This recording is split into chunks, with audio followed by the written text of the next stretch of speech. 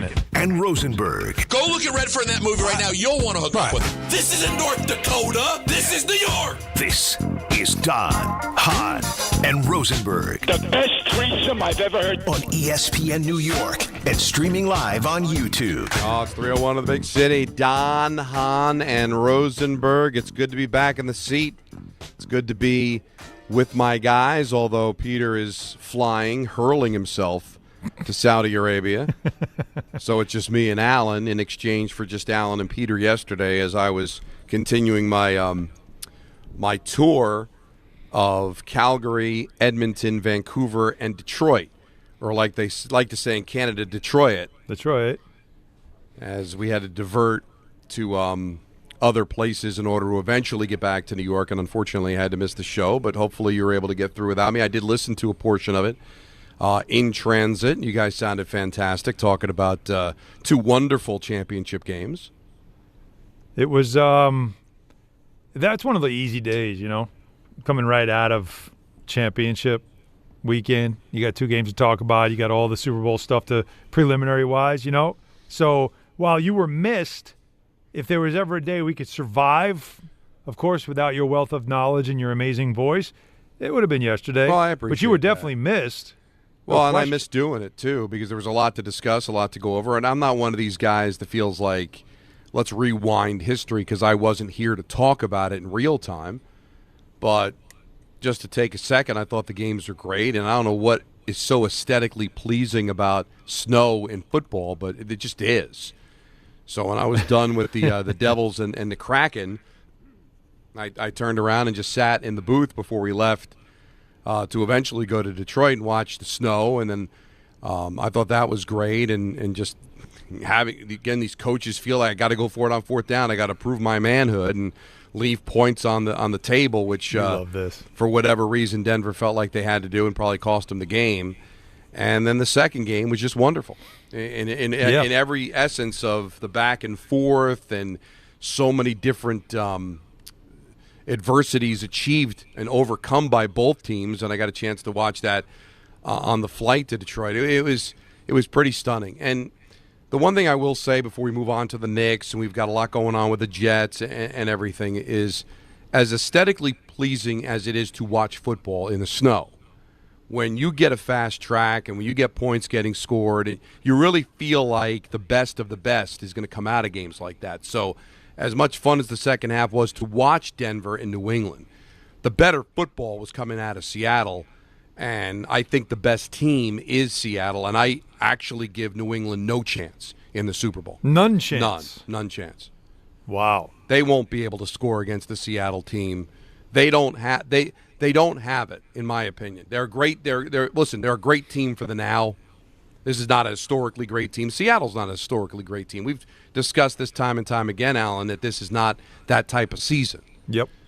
But New England is here a little too quick, in my opinion. I think they will be a great team and they will have their time. But I think just Seattle's just more ready for this moment, not because they've got more experience, but because I think they've got a defense that will come up big against the New England team that I just don't think is ready to put up the points necessary to beat the Seahawks. You know, we mentioned this yesterday. Again, New England getting to the Super Bowl this quickly. For Mike Vrabel, that's a feather in the cap. To turn to completely flip a record like you did, to take – and I thought, you know, and again, you as a Giants fan, this is kind of where you take heart, right? You look and you say, it can be done. You bring in an experienced coach who can get you organized. You have some pieces already in place. Again, Drake May, Jackson Dart, you can put them sort of on the same plane of, you know, anticipation of a quarterback you think could be your future.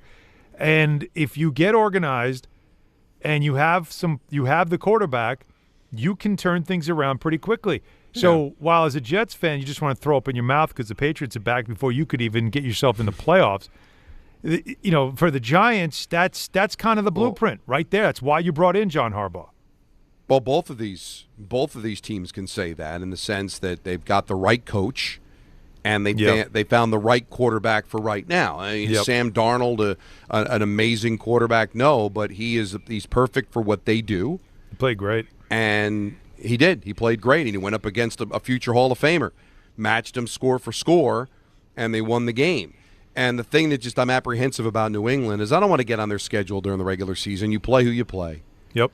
But in the postseason, and they earned the bye, they took on a Houston team that had a quarterback that performed as bad as any quarterback has ever performed in a postseason game. Right. And they were able to overcome their quarterback not really doing anything because the quarterback on the other side was way worse. And then in the championship game, they're taking on a backup quarterback. And some interesting decisions by Denver, leaving points on the table, but then obviously things got compromised with the snow. I'm not trying to take anything away from them. They did what they had to do. But I look at Seattle, and I just think Seattle's a better team. And it's going to be interesting to see Sam Darnold as the Super Bowl champion. We'll see what New England can do. And I've been wrong before, but that's the sense I got, Alan. I had that sense going in. Yeah. And I doubled down on it watching these teams in the championship game. I just think Seattle's the better team. Yeah, I could say, again, their defense is good. Almost gave the game away because of a silly personal foul that was unnecessary with taunting. You didn't want to see it turn there, but no, I think right now everybody has that same feeling, and it'll continue to be that Sam Darnold, can he really do it kind of question. You know, he answered the question in the championship game. He's going to have to answer it again because you got to feel like the only way they struggle is if Sam has – look, I am so happy to see him playing at this level. I don't have any, any frustration or any pettiness about the fact that he's a former Jet because the Jets moved on from him, but he also was passed by 3 other teams, including Minnesota, that decided they already had a quarterback. In Minnesota, they should be ruined the day, not in New York. They have enough, but Jets have enough problems, and we'll get to those. Well, but to me, it's a really good story. And how about, again, this is the script and also the Hollywood ending. The team that he famously said, I'm seeing ghosts out there. Yeah. He gets to face them in the Super Bowl. And imagine if he overcomes that. How that, we're going to hear about that ad nauseum, of course. But that just, again, there's your bow. Like there's your full circle for a quarterback. And there's your example sometimes of you draft someone that you know he's got something, but it's going to take a while. We got to get him there. That sometimes we can't. Why do we do this in the NFL? Where within 2-3 years, if the quarterback you draft in the first round just isn't helping you win yet, we got to move on. I don't want to have to pay the 5th-year option. I don't want to have to give him a contract, blah, blah, blah. It just always becomes just throw the baby out with the bathwater instead of, you know what? No, we got our guy. We know there's something here. We're going to keep working on it. Right. We're going to keep working with him, and he's going to turn into something because we believe in it, and we believe in our process. That doesn't happen, especially not with the Jets. And we'll get to the Jets in a second because there's a lot of things going on there, a lot of moving parts. The bigger story seems to be this Giannis stuff, which I feel like it's a flex for our show, but more a flex for Alan because Alan's been on top of the Giannis disgruntled in Milwaukee and the Knicks, whether they will or whether they won't make a deal in season for him. I feel like we've been on top of this for weeks, and when something breaks with Giannis, I feel like we've been there and done that already. Yeah. How many we've been on top of this story more than anybody else because how many times do you read? How many times do you see these stories and you read it, and then you're like, "Yeah, I knew that already." Right? Right. But that's not. I'm not trying to flex. I'm just saying, like, it is funny that we've kind of we've hit this stuff, and then once it makes the cycle on the national level, everybody starts getting excited about it again. But you've been on top of how difficult it is to make deals like this in season. But Giannis is making it tough, man. Like, he clearly wants out. Now, he's hurt right now. Yeah. So making a deal for him now before the deadline could really hurt your season right now. But the reason the door kind of kicks open, despite these 2 wins in a row, is the fact that Knicks fans maybe aren't feeling this season based on how they played outside of the blowout against the Nets and the win against the Sixers a couple of days later. The way we felt about it a couple of weeks ago when they were the second-best team in the Eastern Conference and feeling like they were destined to make a run. Right. So I'm interested to see what Knicks fans feel now where it looks like Detroit's for real. It looks like the Knicks have some issues. It looks like Cat's just going to be this for the rest of the year. This is no longer what's up with Cat. This is what Cat is, it feels like. That I'm wondering now, are Knicks fans a little bit more in position here? Or more importantly, are the Knicks more in a position here to possibly contemplate making a deal at the deadline if it's possible? No, I'll say it again for the people in the back because this is what I've been repeating since the season started, since the rumors about Giannis wanting to be a Knick, the Knicks and the Bucks talking in late summer, seeing if they could find a deal, not coming to a deal, and then Giannis coming into the season clearly frustrated. Right. I'm here right now, and all that stuff, saying he's never going to ask for a trade, which is really code for I don't want to be the bad guy, but everybody in that organization knows that I want to move on. It's the same thing. If Giannis wants to be a Knick, Giannis has to make that happen. The Knicks don't have the same amount of assets that other teams that might be available or might be interested in him. They have more to offer. He doesn't have a no trade. All he has is I can opt out.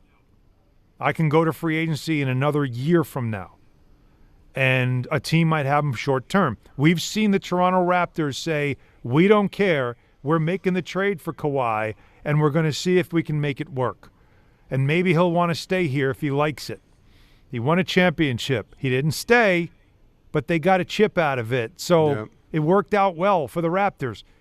There could be another team that thinks that way and says, I'm going for it anyway. I don't care, and we'll see where it goes when it's time for Giannis to walk.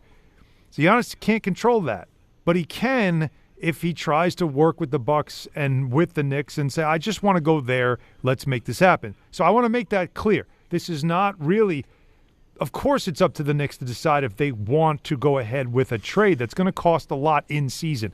I've talked about how difficult it is to make a trade of that magnitude, and you're shaking up your roster. As you said, Don, a month ago, leaving Vegas – the consensus among fans and a lot of other people was, oh, no, don't mess with this team. Leave it alone. This team deserves to be kept together and see how far they can go.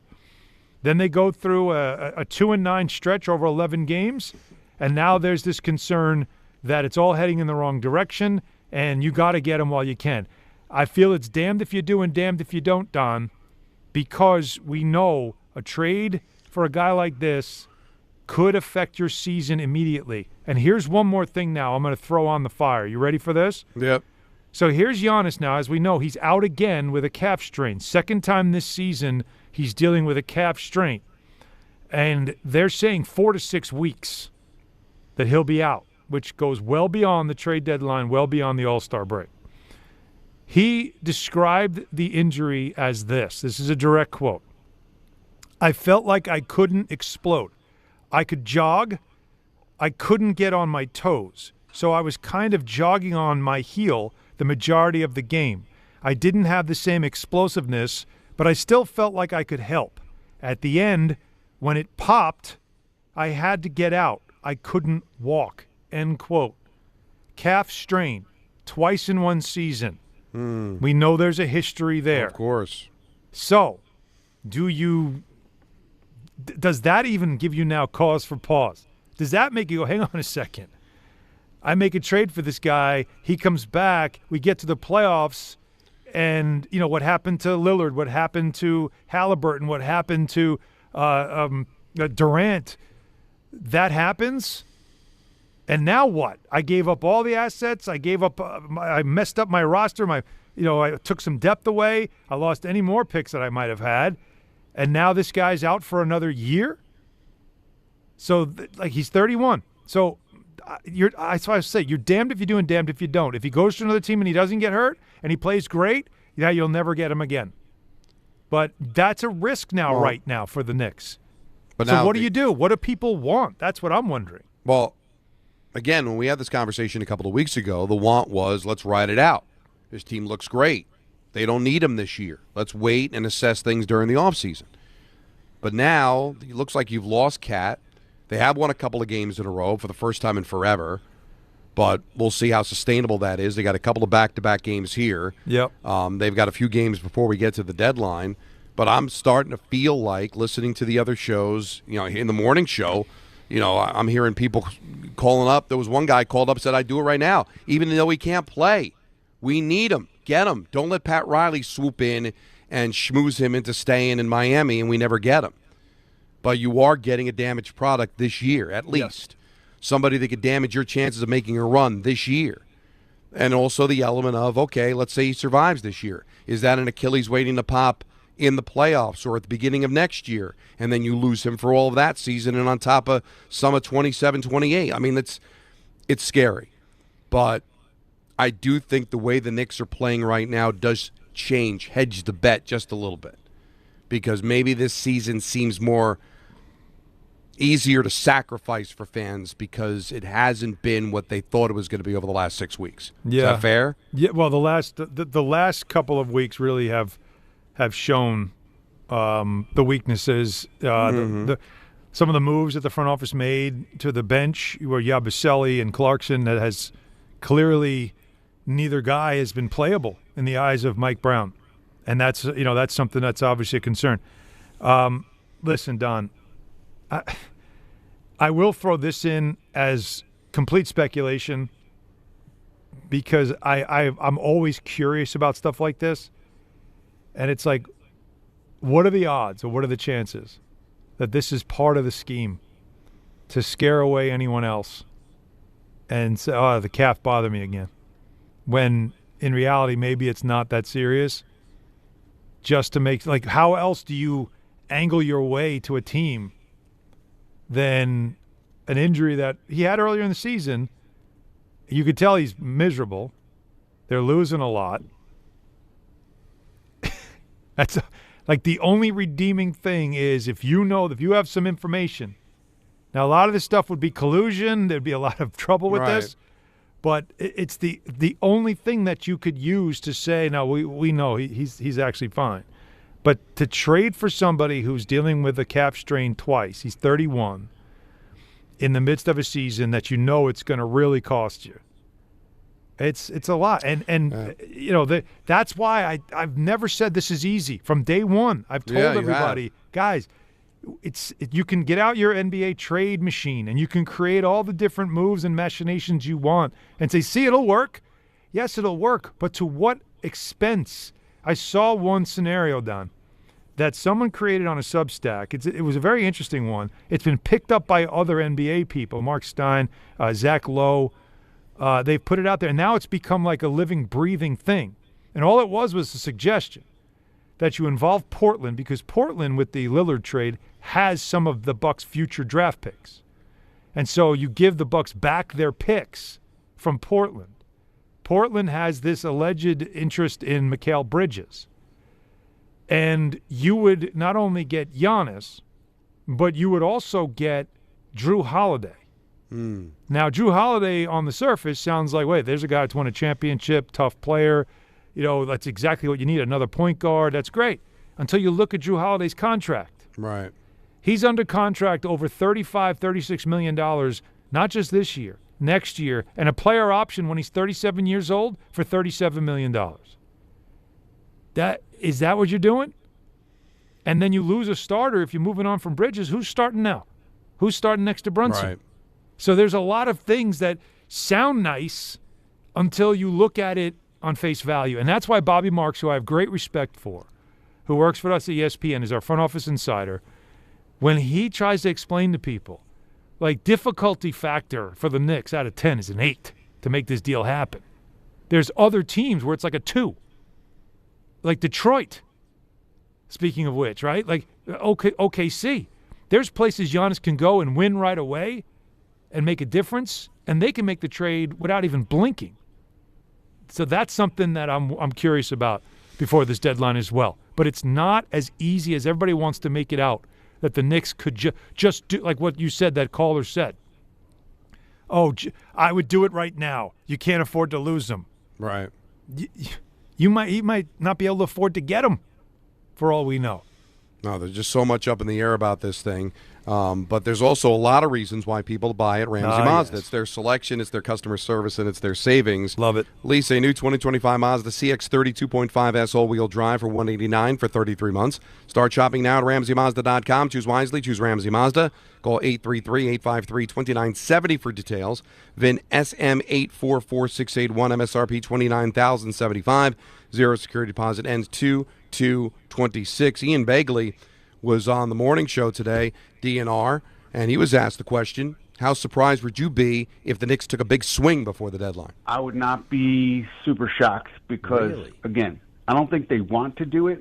But if your edict is we have to make the NBA Finals, and let's say there's more evidence between now and I don't know, was there 6-5 games between now and the deadline, and you look shaky, can you take that chance that this team is going to pull it together on its own as currently constituted when you've seen for the past X amount of weeks that hasn't been the case? Do you take that leap of faith, or do you decide to totally dismantle things because you know you have to reach where they have to reach this season? And so that's why I wouldn't be surprised, because the bar is where it is.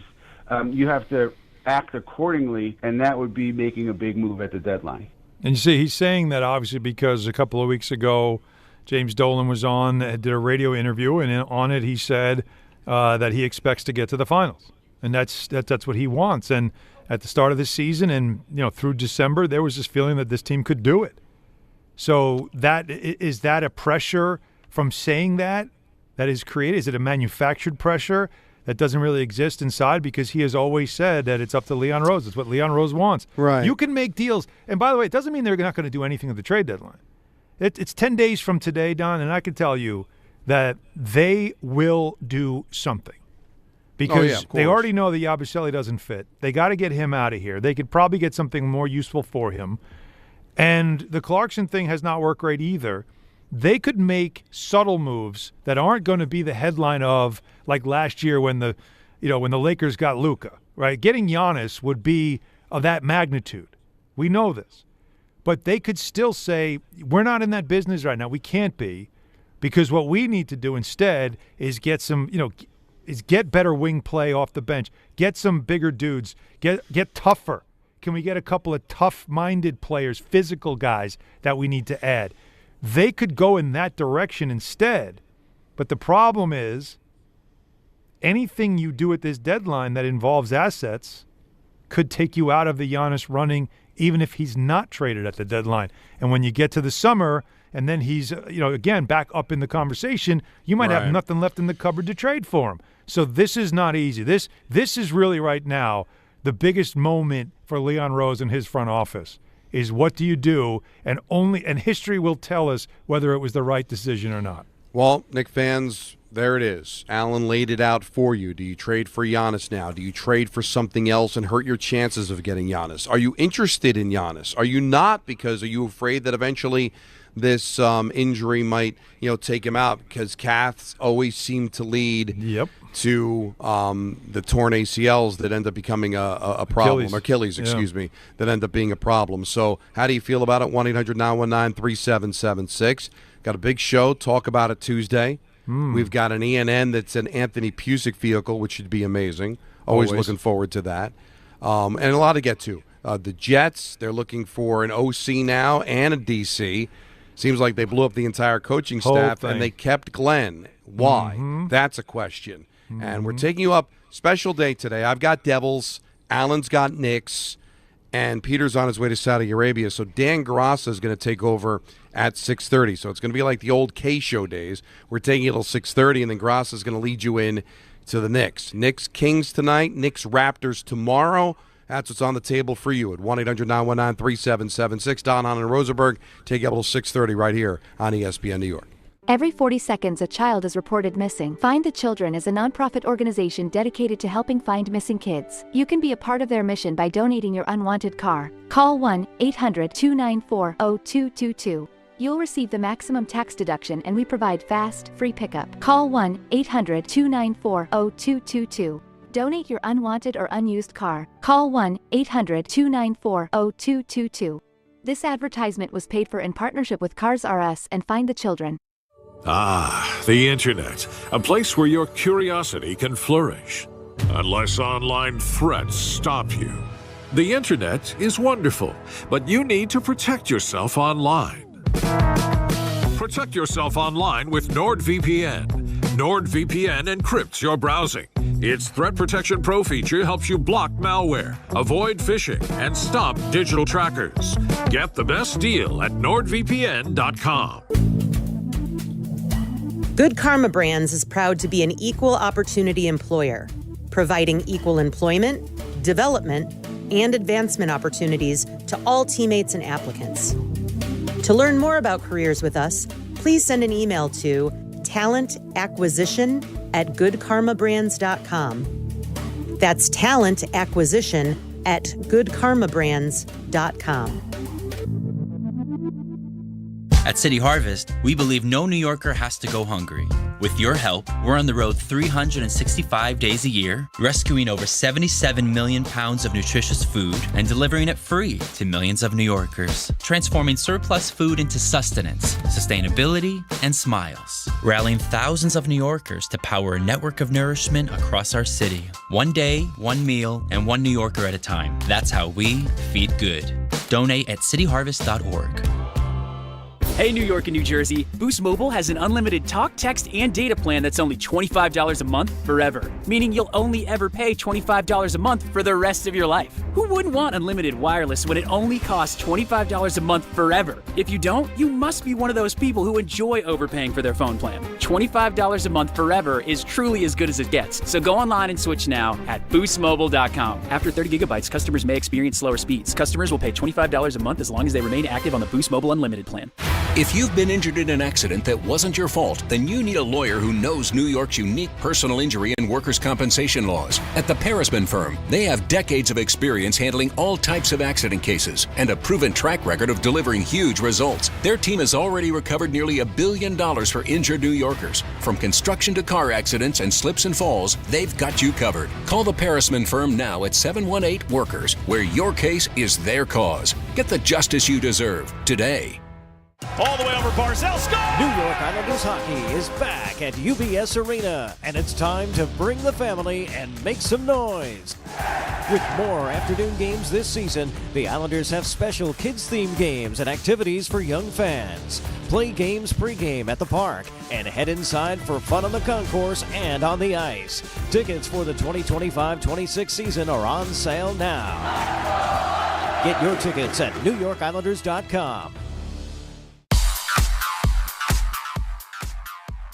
Now let's take a look at the traffic with Brandy Scott. Hey there, guys. Good afternoon. Already a bad ride out there on the roads. Not moving much on the BQE westbound in Brooklyn, right before Metropolitan Avenue.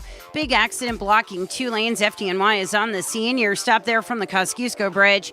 Bumper to bumper on the LIE westbound in Queens. An accident in the right lane over by Casino Boulevard. Packed ride there from Utopia Parkway. Heading over to the outbound, George might want to stay away from the West Side Highway northbound. About 2 hours ago in the 120s, an SUV hit a patch of ice, went off the roadway and flipped on its side. Still doing some ongoing cleanup. You're backed up into the 50s. Inbound George looking good for both the upper and lower decks. Outbound Lincoln and Holland tunnels 15 minutes each. This report is sponsored by the New York City Department of Transportation. Speeding ruins lives. Drivers, watch out for pedestrians and cyclists and slow your turns to less than 5 miles an hour. I'm Brandy Scott. After wanting one for years, Kevin is finally enjoying his new hot tub. This is the life. He worked with Empower to help him get good at money, so now he could be a little bad. Oh, no, not my phone. Oh, Kevin. Kevin's phone may be in hot water, but his finances aren't. Invest well, live a little. Start today at Empower.com.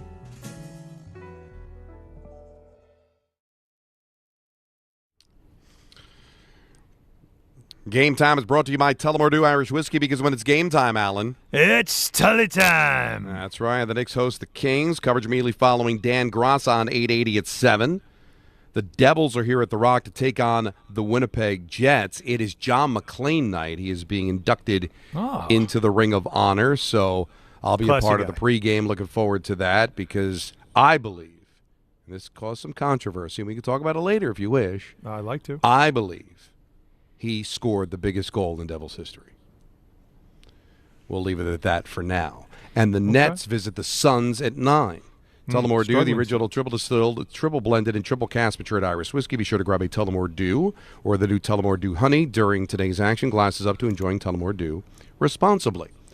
Are you ready for some calls? Yes. Let's do it. All right, 1-800-919-3776. We begin it all with Dave in the car. How are you, Dave? You're on Don Hahn and Rosenberg. Hey, how you guys doing? Alan, I just wanted to ask you this. This is the way I look at it. It's everybody's opinion, and everybody's got an opinion. My opinion is this. even if the Knicks were undefeated, I do not see them beating OKC if they keep the team the same way. I'm saying trade for Giannis right now. It doesn't matter if we win the championship. It doesn't matter if we get to the Eastern Conference Finals. I don't care if he's hurt. I don't care if he doesn't play one game for the Knicks this season. Same thing happened with Monroe. I told you this a long time ago. He came over injured. He had bone spurs. He didn't play the first year. Second year, they won the championship.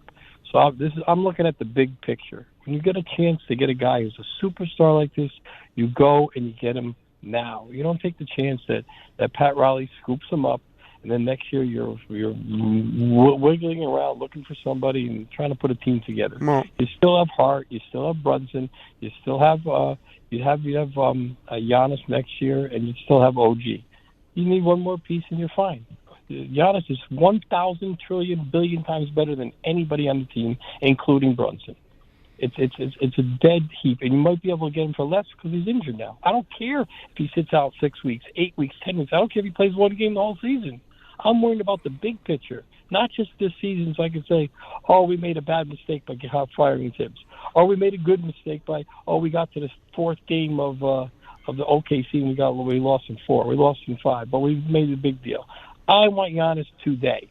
That's it. I don't care if we have to give up Cat and Bridges. Get rid of both of those guys. Bridges is the main one who got him fired anyways. Get him out of here. That's my opinion. Oh, okay. Everybody else has got different opinions. No. This is again, and Dave, like you're outlining the fact that you're trying to accumulate as much high-end talent as you can, and he's a top 3 player in the NBA at 31. When he's healthy, there's no question, right? So that's why there's an interest in him. So I understand all that. I'm telling you, it's not as easy to do in season. That I'm telling you, because the Knicks don't have a lot of things that other teams have. So they're going to have to get help, and Giannis is going to have to help make it happen. That's the only way it's quote-unquote easy for the Knicks to do. Because as Bobby Marks outlined, and you can see it on ESPN.com, there's several other teams, including teams that have a chance to play deep into June. They have more assets, and they have an easier way to get him if he isn't just fixated on, no, I want to be in New York. That's how you want to see it. Now, Monroe, by the way, for those who know the story, he was a rival of the Knicks. He didn't want to come to the Knicks. But that was the team that traded for him. And it was a risk because how does he and Clyde, how does that work? He had a money issue with the Bullets. He left the team. They said it was, he had an injury, but he really left the team because it was a money issue. And when he got traded to the Knicks, it wasn't where he wanted to go, but it was where he had to go. So the same thing could happen to Giannis. He might not go. It might not be where he wants to go, but it's where he's told to go because he doesn't have the no trade. But let's break down what Dave was saying. Well, you got to get him at any cost. Be damned this season. We can go undefeated. We're not beating. Well, that's OKC. Easy again, Don. Dave says that now. But say it to me in April because you had to completely rework the roster, gut it a little bit, and he's not available to play, and you end up losing in the first round, are you like, I don't care. Next year we're going to have Giannis.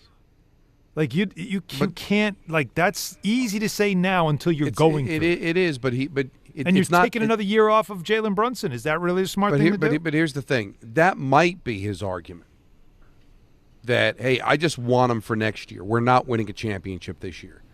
But for him to go as far as to say we can go undefeated and we're not beating OKC, well, you could have said the same thing last year before facing the Celtics. Right. Oh, we're not going to beat the Boston Celtics. Nobody thought you were beating the Celtics going in, all right? Yeah.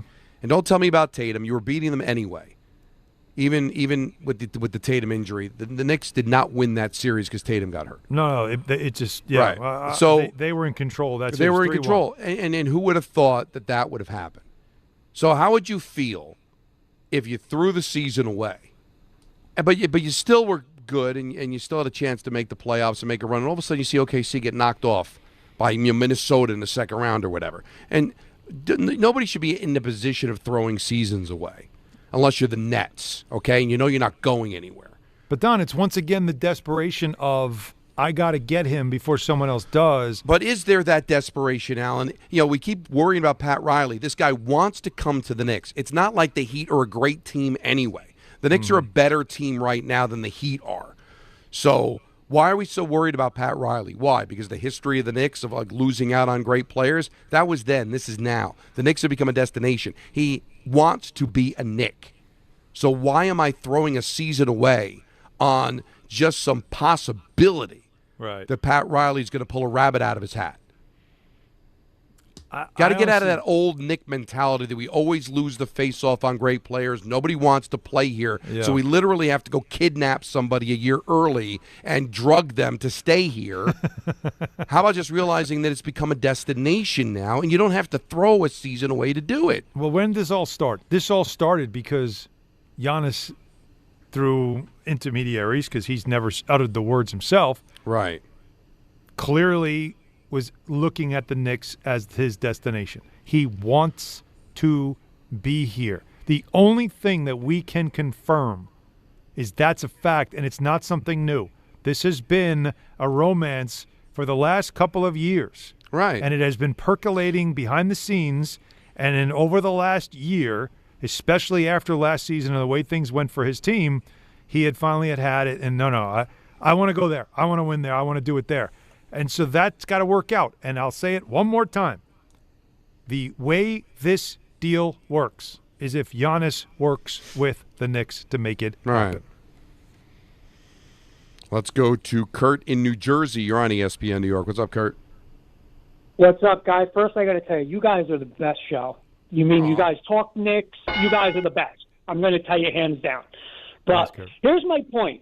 We got to make this deal now. One, it's all about windows. We're in this championship window right now. You never know what's going to happen. God forbid Brunson gets hurt a year or 2 years from now. You're one of the better teams now. But what you're going to add and again, nothing against Cat. I like Cat. I still would do that move for DiVincenzo and Randall because I think we upgraded. But, we're going to get a post player in the playoffs with Giannis.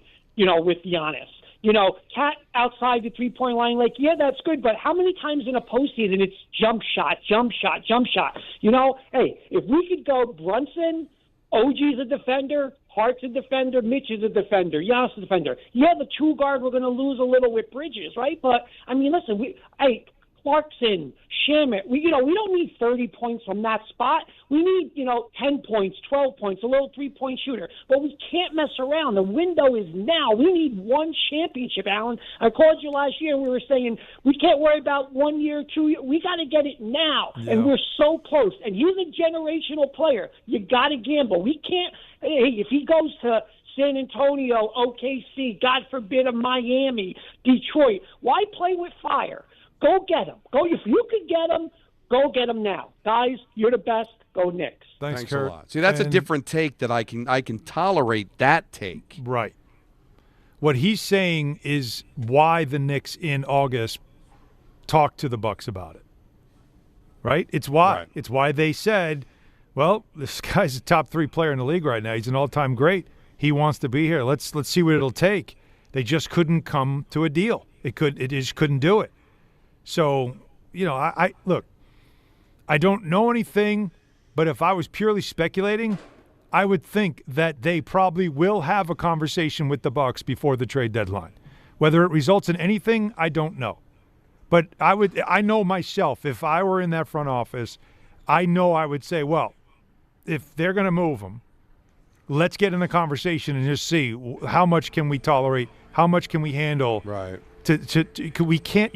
You're not going to be a wallflower in that dance. Not when you know he wants to be here. So that's my feeling. Is my assurance is I know what I'd be doing, and I would be still having conversations with Milwaukee before February 5th. But it doesn't mean that I'm ready to do anything because it can really disrupt your roster, and it can also put you in a salary cap hell with the second apron and the luxury tax implications where you as a franchise cannot function. And you don't want to have a team that has 2 really good players. Remember, the Bucks had this. They had Lillard and they had Giannis. They had really not a good roster around them, and they weren't very competitive. You also don't want to be in that world either. We saw the Suns do it. They had 3 stars with Booker and KD and Beal. 3 stars, and they were awful. They got rid of 2 of them. They kept Booker. They rebuilt around them. Now what are they? They're a tough team that's hard to play against, right? So you got to be careful with this all-in feeling. if it's going to disrupt your roster to a point where you can't be competitive. You just got to be with smart players about around it. I mean, I get the fans get excited, but you just got to be smart about it. You can't come after the angle of somebody might swoop in and take them away, or we've got to do it this year because next year something might happen, somebody might get hurt, the world could end, and we'll miss our championship window. Do what's right for your organization. Be smart, and so far there's no reason to believe that Leon Rose and his brain trust are going to do anything but the right thing for the Knicks. 1-800-919-3776. More of your calls on this.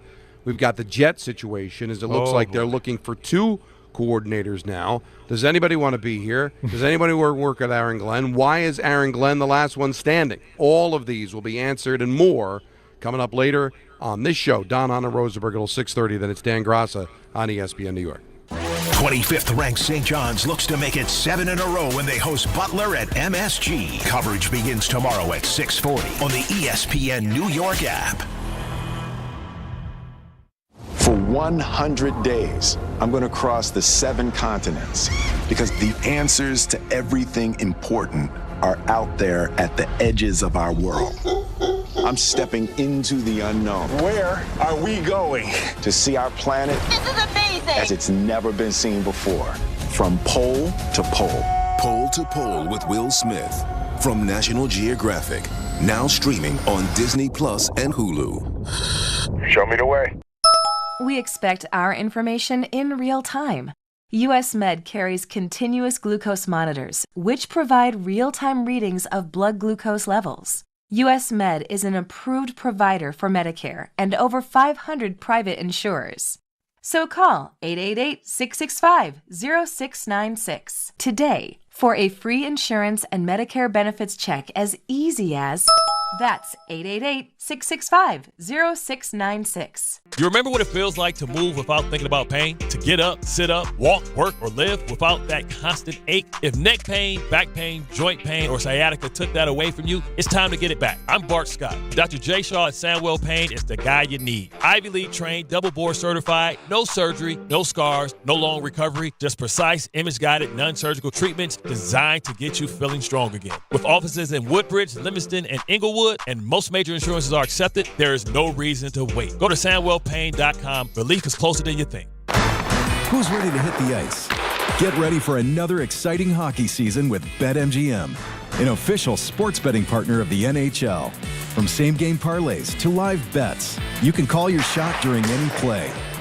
Rooting for your favorite players? You'll find all sorts of markets for betting on any star's performance on any given night. Don't miss any of the action on the ice by getting all your picks in with BetMGM. Ready to shoot your shot? Download the app today and make your bets. BetMGM. Make it legendary. BetMGM and GameSense remind you to play responsibly. See BetMGM.com for terms. 21 years of age or older to wager and physically present in New York only. Subject to eligibility requirements. Rewards may vary and expire in 7 days. Gambling problem? Call 877-8-HOPE-NY or text HOPE-NY 467-369.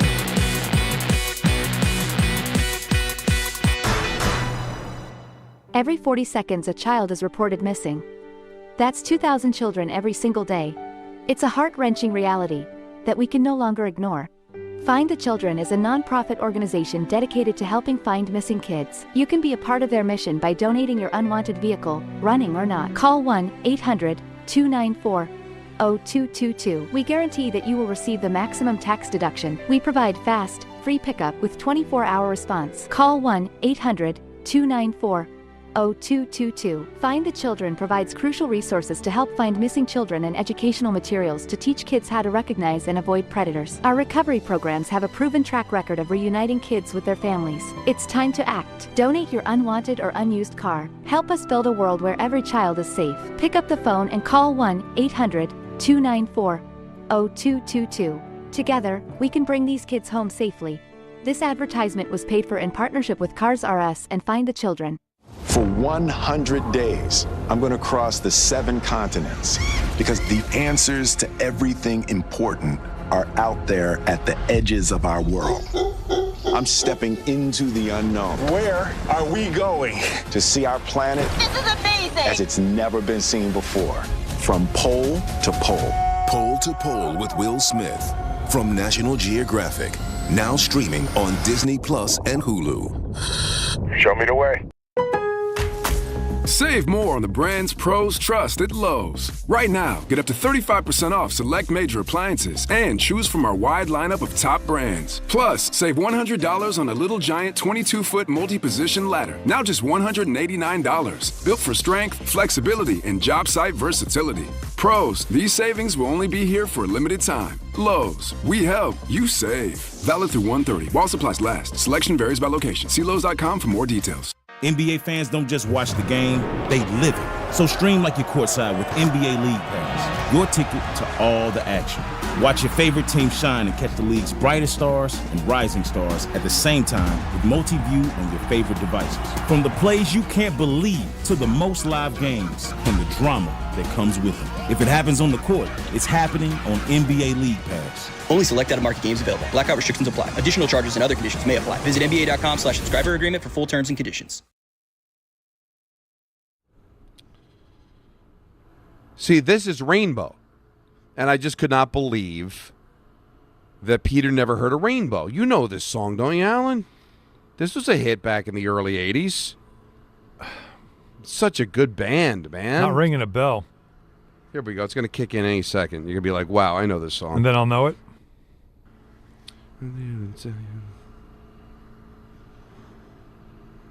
No, I'm being honestly.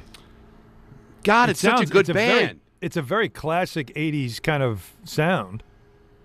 God, Rainbow was so good. And for you guys not to know it makes me sick. Oh, I apologize. But we talked about you and music yesterday. So was it good, bad, or indifferent? Indifferent. Can't be indifferent. It was indifferent because, what we decided was, and I was reaching behind me. I was at home. I was reaching behind me on the bookshelf, pulling out just like a fistful of CDs, and then just showing the randomness of my music taste and how like you just have different types of music all kind of stuffed together in this collection. And what we figured out was why this show works. And number one, the fact that we talk a lot of music on this show is great because it shows that we're all interested in it. I don't remember that ever being part of the K show, so that's cool. But what we realized was you and Peter are on such polar opposite sides, and I'm kind of the guy that brings it all together because I relate to both of you. Does that make sense? That makes a lot of sense. Yeah, I'm sort of the one that balances it all because, and except of course Rainbow, which I've not heard that, but it doesn't mean that it doesn't sound. That's a familiar sound. That song, it's just not one that I can really relate to.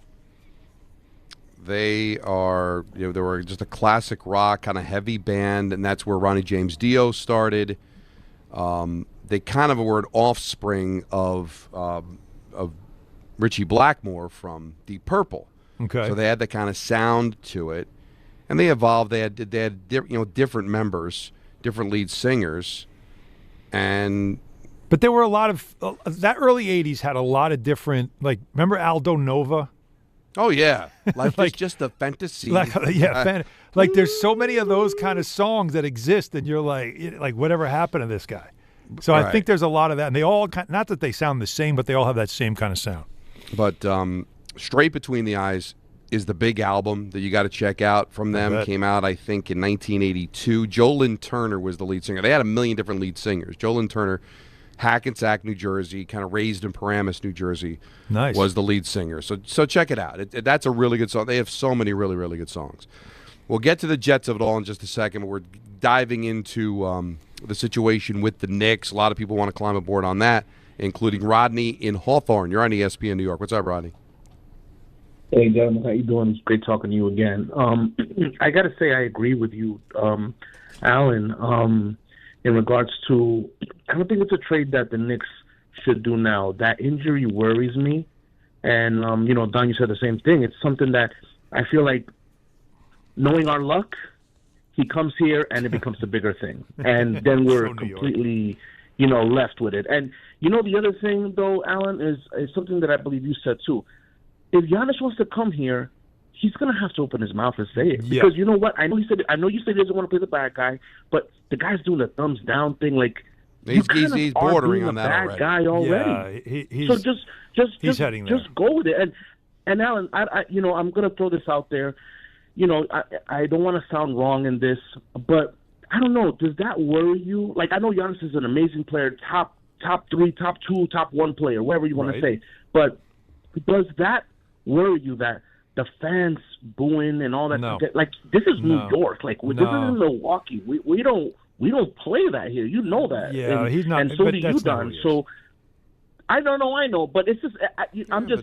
I want this thing to work out for us, and it is a little worrisome because it is something that it could be a possibility. I trust in Leon Rose. I do. I'm one of these fans where I'm like, you know what? In Leon Rose, I trust.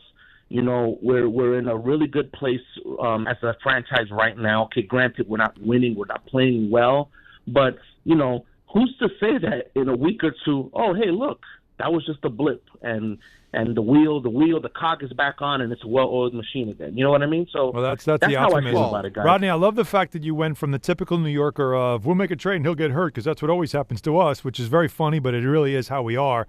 We're all pessimists because it saves us from the inevitable disappointment that we all tend to have with our teams. But you're also being an optimist saying this 11 games that they lost 9. We could in April look back, go, remember that little stretch where they went through a little something and they got it right and everything's fine? Like, you never know because it's such a long season. But the Giannis, I wouldn't worry about all that stuff. His person, that's not something that will follow him here to New York. That's not a worry. It's just the cost and the impact it'll have right away. And then, Don, 2 calf strains in one season, one that it won't go away. Him talking about feeling it pop. And then he couldn't run. I'm sorry. That's where I start to go, hang on a second. Obviously, you're going to have to give a physical, but even that sometimes, hey, listen, we know the reality. Yep. Calf injuries sometimes lead to Achilles. And that means losing a guy that's already, 32, 33 years old? He's 31. So, and maybe losing him for an entire season and then getting him back compromised. You don't want to see that happen.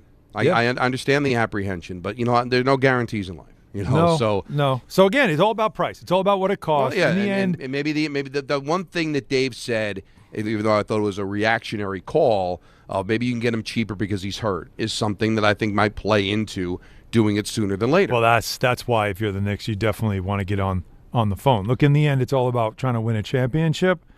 And that's when it matters most, is if you can just – if you're standing there and Jalen Brunson raises a trophy and Giannis is raising a trophy with him, then it was all worth it. And Don, when a trophy's raised, it can feel like a season's over. But on the ESPN app, it never really is. Because with more than 47,000 live events plus originals, highlights, and coverage from every corner of the sports world, there's always something to dive into. Plenty of hoops to watch, of course. The NBA, as now the NFL season is starting to go away, this is where ESPN, this is where we are at our best. No off season, just everything a fan needs to keep going, always in season. Get all of ESPN all in one place. Download the ESPN app on your TV or your phone today. And Donnie, I spoke this morning with the Get Up people, the fine people at Get Up. We made our schedule for February, so it begins in just a week. Yeah, you're going to see the pivot from the NFL to the NBA. And I can't wait. Get a little hockey in there, too. Why not? It's an amazing season going on. I mean, we do cover it. I can free myself up. We do cover it. There's no reason we shouldn't. Especially with the Olympics, as long as there's a rink to play in. It's a talk about it Tuesday. That was not going to be my topic of conversation. But can I do 2 in one day? You could do whatever you want. You're Don LaGreca. Can I take yours? Do you have one? I got this. It's nothing major. Because I had a nice conversation with John Forsland on Sunday, the voice of the Seattle Kraken, of course, does a great job doing hockey for TNT about the Olympics, and we're in lockstep. Yeah. And he had some great comments to make. But listen, we got a ways to go before the Olympics, so maybe I'll do the one that I want to do today, and I'll do the Olympic one a little bit later on. But okay. I'm definitely feeling a way about that. Buddha, Staten Island, you're on ESPN New York. Hey, fellas, you got to forgive me. I'm on a bus that got a working system for some reason. I want to talk about Giannis. why is my team keep getting these players at the back end of their careers and then just try to make them look new to us? Like, it's horrible. Like, Cat's already on the back end of his career. We got Cat. We just got Cat, and now you want to blow it up again. You get Giannis. Giannis is already showing that he's starting to get hurt, and he's on the back end of his career. He's going to come here and sign for 3 years and play a half of that, and then act like, oh, it's our fault. He wants to come here, yes, because the Knicks is where we give money. It's probably a known fact around the league that the Knicks are a place where you could come and get paid and chill and not have to work and not have to get us a championship. Giannis is soft. That is soft. Hang on. Why do we got? Who else did that? Who else has done that? Where they just got a check, they got the check from the Knicks and then they just chilled. What star player has done that? No. Dude, no, he was 28 years old when they traded for him. By the way, Cat was 29. We traded a good team to Melo. He was 29 years old. Cat is 30. 31 is Giannis. He's 31. That's not the back end. That's in and he's your already prime. breaking up. Giannis has been banging his whole career. Since he's been 18, he's been banging. He's breaking up right now in front of our eyes. Are we going to get him now? That don't make sense. We have a decent team. Let's get a draft pick and let's develop somebody young instead of getting these old people paying them and going for these pipe dreams. Do you guys? God bless. You know what it is? You know what Thanks, it is? Buddha. I think some of these fans, even Knick fans, who I thought are the more overly optimistic of the local team.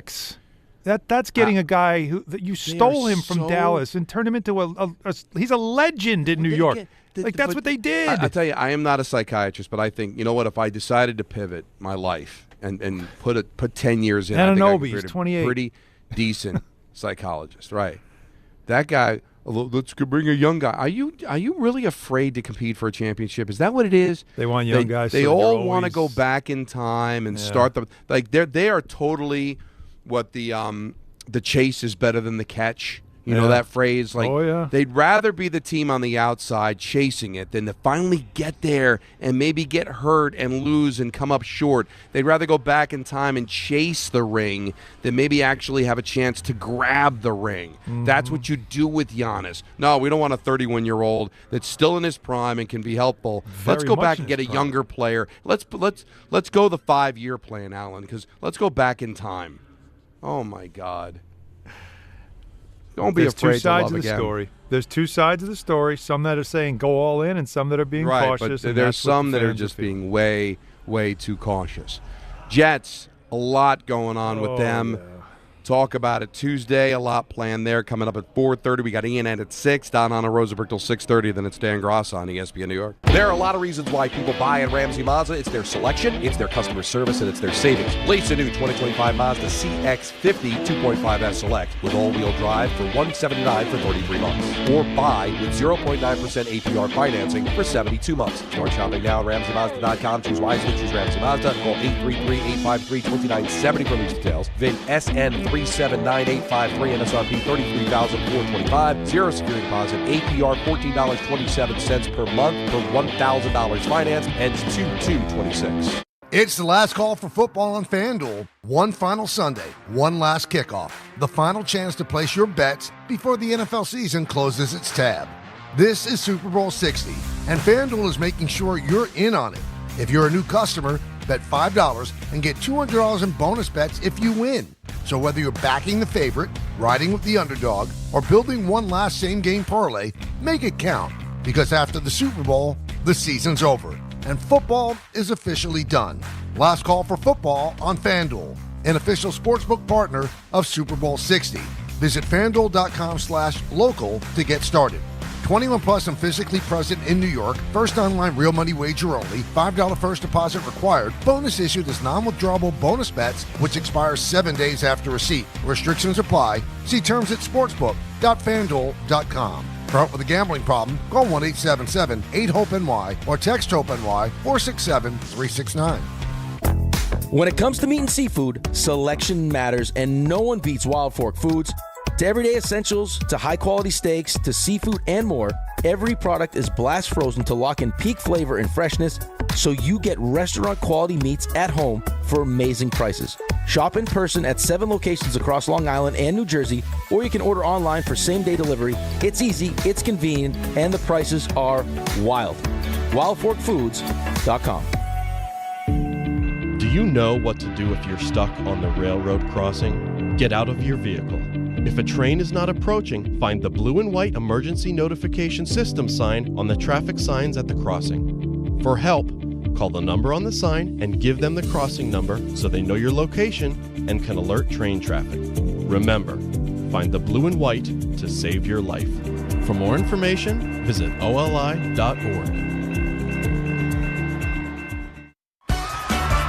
Welcome back to Yeah, That's a Pepper Thing. First up, we've got Harrison wrapping his Dr. Pepper in a tiny quilt so it feels at home. Oh, how tender. That's a Pepper Thing! And over to Becca, who's whispering affirmations to her can. You're sweet. You're unique. You're the best thing I ever poured over ice. She swears it makes it taste better. It's not a science thing, but it's a Pepper Thing! Why do they all do it? All for that sweet, delicious, truly one-of-a-kind taste of Dr. Pepper. It's a Pepper Thing! 880 ESPN, WHSQ, and WCBS-FM HD2, New York. A Good Karma Brands radio station. 402 in the big city. Don, Hahn, and Rosenberg with you till 6:30 because of the fact that Alan and I have our Nick and Devil obligations.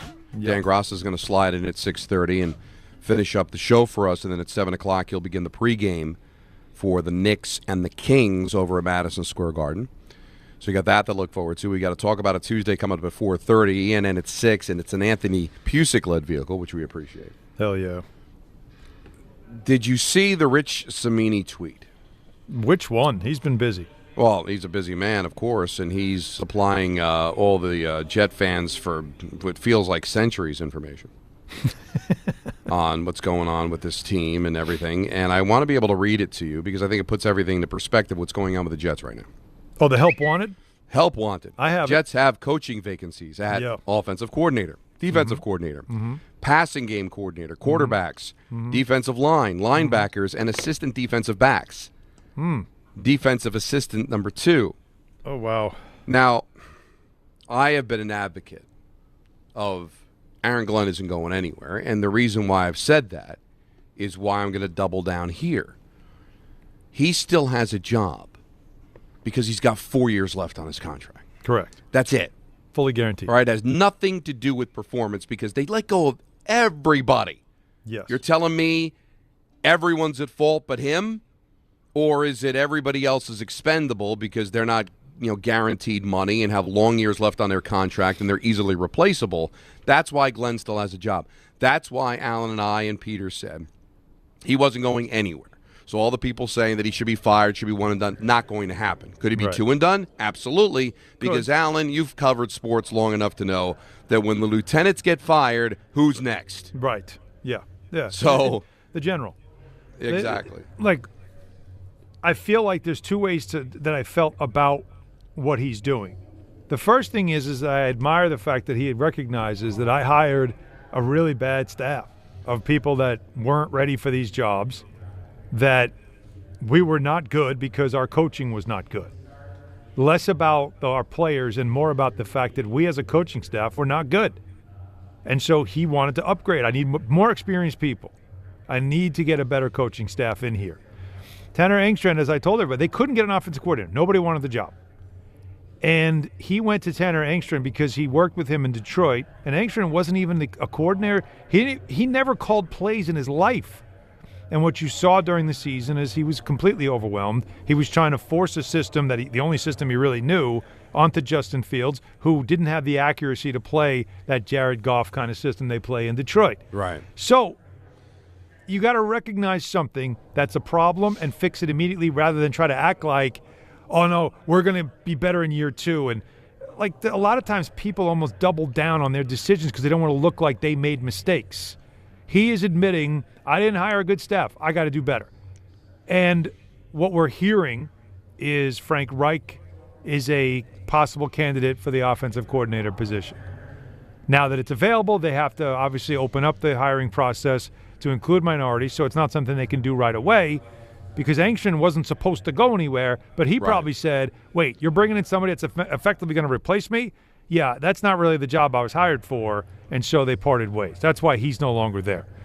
Now, who they get as a defensive coordinator is a bigger concern to me. But let's just keep it at that surface right now before we go any deeper. You want to make sure you hire your coordinators. Then let them hire their coaches, or you collectively work together.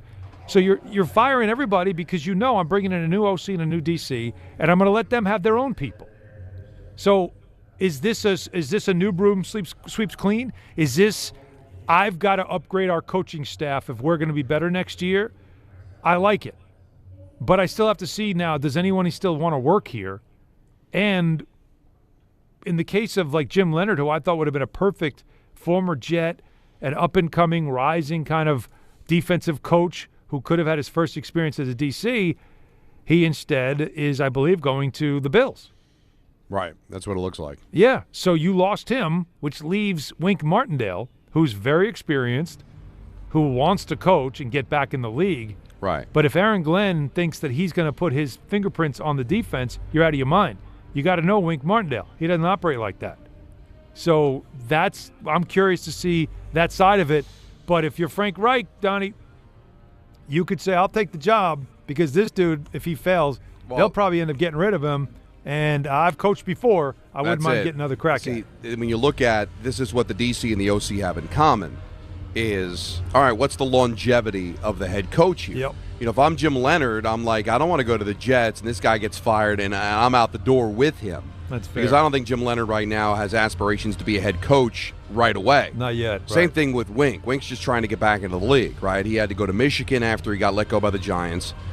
So I don't think he wants to be a head coach either, at least not from what I understand. Frank Reich, on the other hand, he's a guy that might be apt to take it because Aaron Glenn's on shaky ground. And he's thinking, I could end up swooping in and becoming the head coach of the Jets. If it doesn't work, if it works out, great. I'm the offensive coordinator on a team that's winning and a chance to go to the playoffs. But if it ends up falling apart and they're 1-7 to start the year, guess who everybody's going to be calling to be the new head coach of the team? And it might be me, and this might be my way back in to being head coach after his failings in Indianapolis. There you go. So either way, Frank Reich probably is attracted to it because of the unstable ground that Glenn's on. And all the other candidates maybe don't want it for that reason. And I still think there's a chance Aaron Glenn could be the right guy. I don't think they had a lot of talent, especially after the trade. But when you take a look, and every single coordinator did a poor job but him, the head coach, he hired all the wrong people, and he's the one guy to stay? Or is he just as big a disaster as all the other ones, but he gets to stay because he's got 4 years guaranteed left on his contract? Yeah. That's not good. Yeah, I understand that, Don, but you're also – and I think – look, I'm not trying to defend Aaron Glenn here. I'm trying to give the other side of the story. Right. And that is, while you try to develop players and coach and quarterbacks, you know, here's a situation where you're trying to develop a coach, somebody that you know has some quality about him, that you know he's a worker, that he worked his way up. He didn't step in and just want a coordinator position right out of the blue because of his resume as a former player. He came in, he scouted. He was a position coach. No, he paid his dues. Grind his way up. And so he understands that part of it. So I got to teach him now, or I got to see if he can learn the mistakes you make as a coach and how much they're costly. Put a better staff around you, have smarter people around you. And I didn't like a report that I saw over the weekend that said that Glenn wants to be involved in play calling on defense. There's your first mistake. Yeah, you don't want that. Because, look at John Harbaugh. He never did that. I am a CEO. I'm a leader of men. I'm a voice of the team. And I have people that I'm going to delegate authority to. And I trust the way you're going to run your defense, and I trust the way you're going to run your offense. I'm going to oversee everything, but I'm going to leave you to it. And it's probably better because what we learned from Glenn this season is he was overwhelmed having to deal with everything. Right. An inexperienced offensive coordinator, a D coordinator whose players didn't like the system, and he had to be putting those fires out to a point where he had to get rid of them. There was too much happening for Glenn as a head coach to worry about everything else. He had to focus on one thing. Rex said it too. Rex said that it was hard when he first became a head coach to learn to pull away and let go of the defense because there's just so many other things you're dealing with as a head coach that might not have anything to do with X's and O's. So I did not like seeing that from Glenn, and that's the first time when I felt, okay, I like this. He's cleaning house. He's admitting that he didn't coach a good staff. He didn't create a good staff. And then I saw that, and I stopped, and I said, oh, no. This is a mistake, and now I'm more concerned than I was maybe going into the weekend. Yeah, I see both sides of that because I do think there is a talent and a character enhancer, if you will, to someone that can admit they made a mistake. Yes. And rather than doubling and tripling down. And so I think that's a good thing. But I also think it does get to a point where there's so many mistakes that you then become concerned about the overall abilities that he has as a head coach. And now as he's trying to learn in his second year on a team that, at least on the surface, doesn't seem to have a ton of talent and maybe one of the toughest schedules in the league. And, oh, by the way, he wants to pick up, another layer and calling plays on defense. Now, it's not the same as calling plays on offense, but still, we saw with Rex, as you said, a guy that seems so focused on the defensive side of the ball. You're probably going to have either an inexperienced quarterback or some veteran that's going to need somebody to keep an eye on him, and you got to make decisions. Do I go for it on fourth down? What play are we running here? How are we handling things to adjust in the second half of games?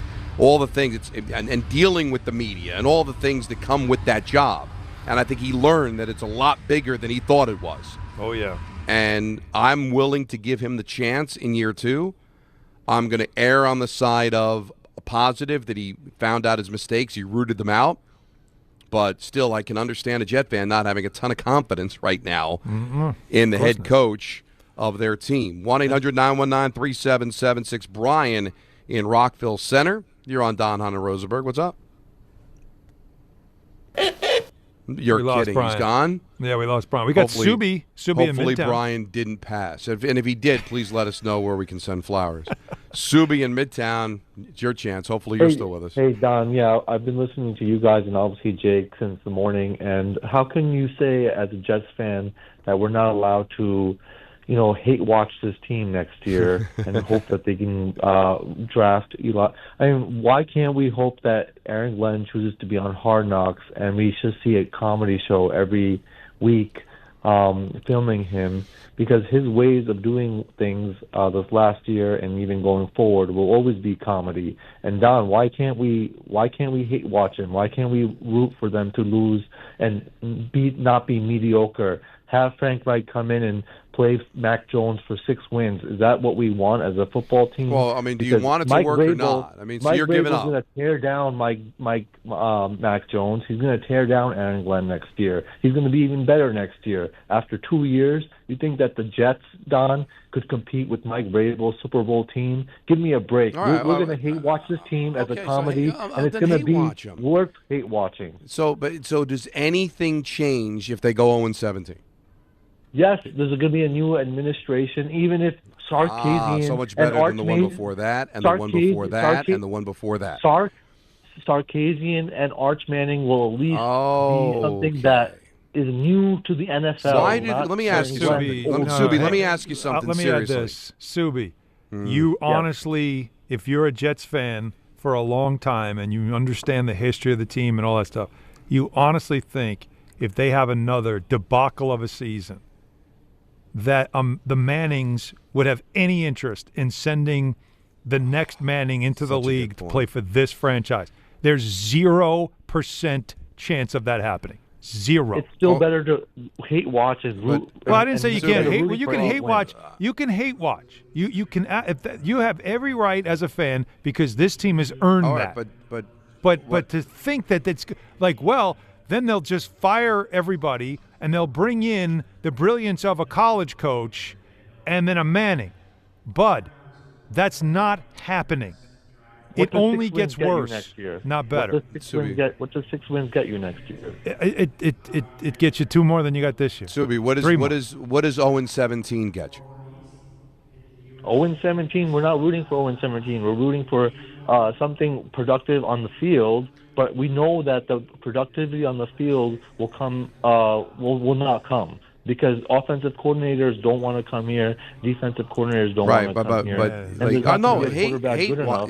But I'm just saying, if you're going to go to the point of just hating your team, then just quit on the team, because as long as Woody Johnson is your owner, nothing is going to get rectified. All right, so you go 0-17, you got the first pick overall. Alan's right. Arch Manning's like, you know what? I'm not going to the Jets. They can't develop a quarterback. That team's an absolute mess. All right?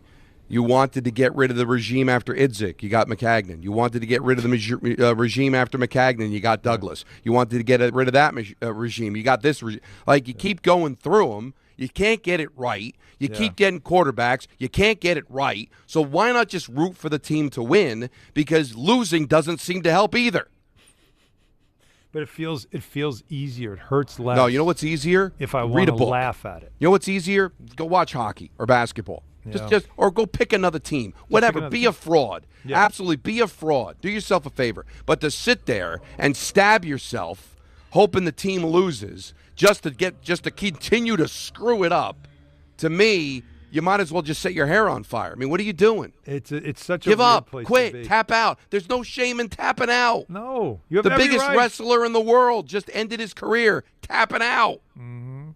You have every right to say I can't take it anymore. I can't watch this anymore.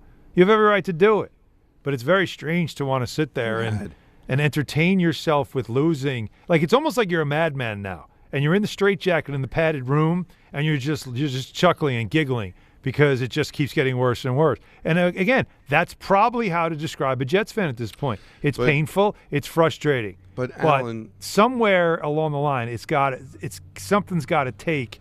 And Aaron Glenn pretty much knows he's got 1 year. And by the way, Darren Muji, who we're not talking about, has an off season. He has draft picks. He's got free agency. He's got an off season where he can say, maybe the coaching staff last year was a disaster, but I know what I'm doing, and I'll get this thing right. So let's just see what he does first, and then go from there. Am I optimistic, Don? No. I am not. Of course I have not. no reason to be. Can't be. But I'm not going to hate watch. I'm just not going to watch. But honestly, it's gonna be the death of me. The philosophy of tanking. Yeah, I know. Jet fans, come here. Come close to the radio. You had the quarterback. Yeah. You drafted him. You had him in your building. Yep. And now he's going to go win a Super Bowl for somebody else.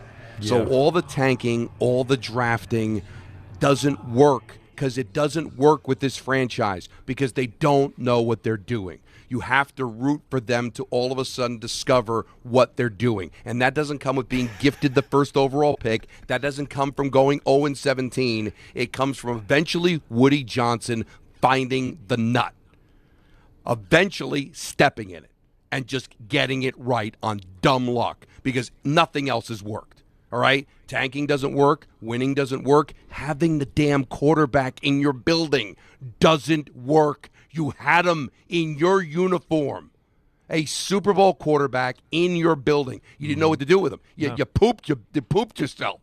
That's what you did. You finally got the hot chick to dance with you, and you pissed yourself because you don't know what you're doing.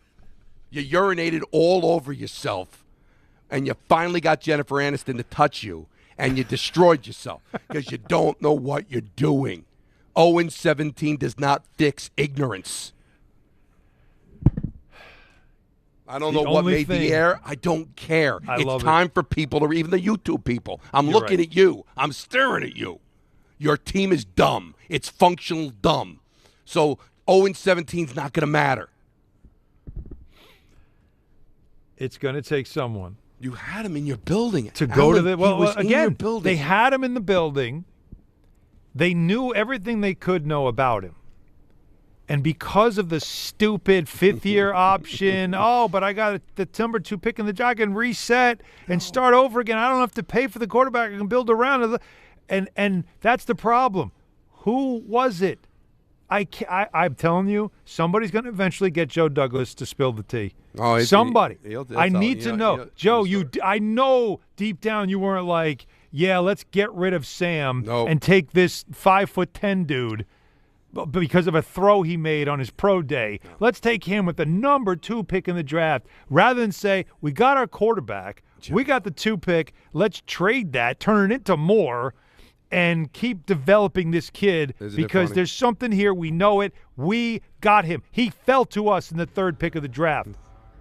And instead, that didn't happen. That means something got in the way. Yeah. We all know what that something is. Yeah. And his name's Woody Johnson.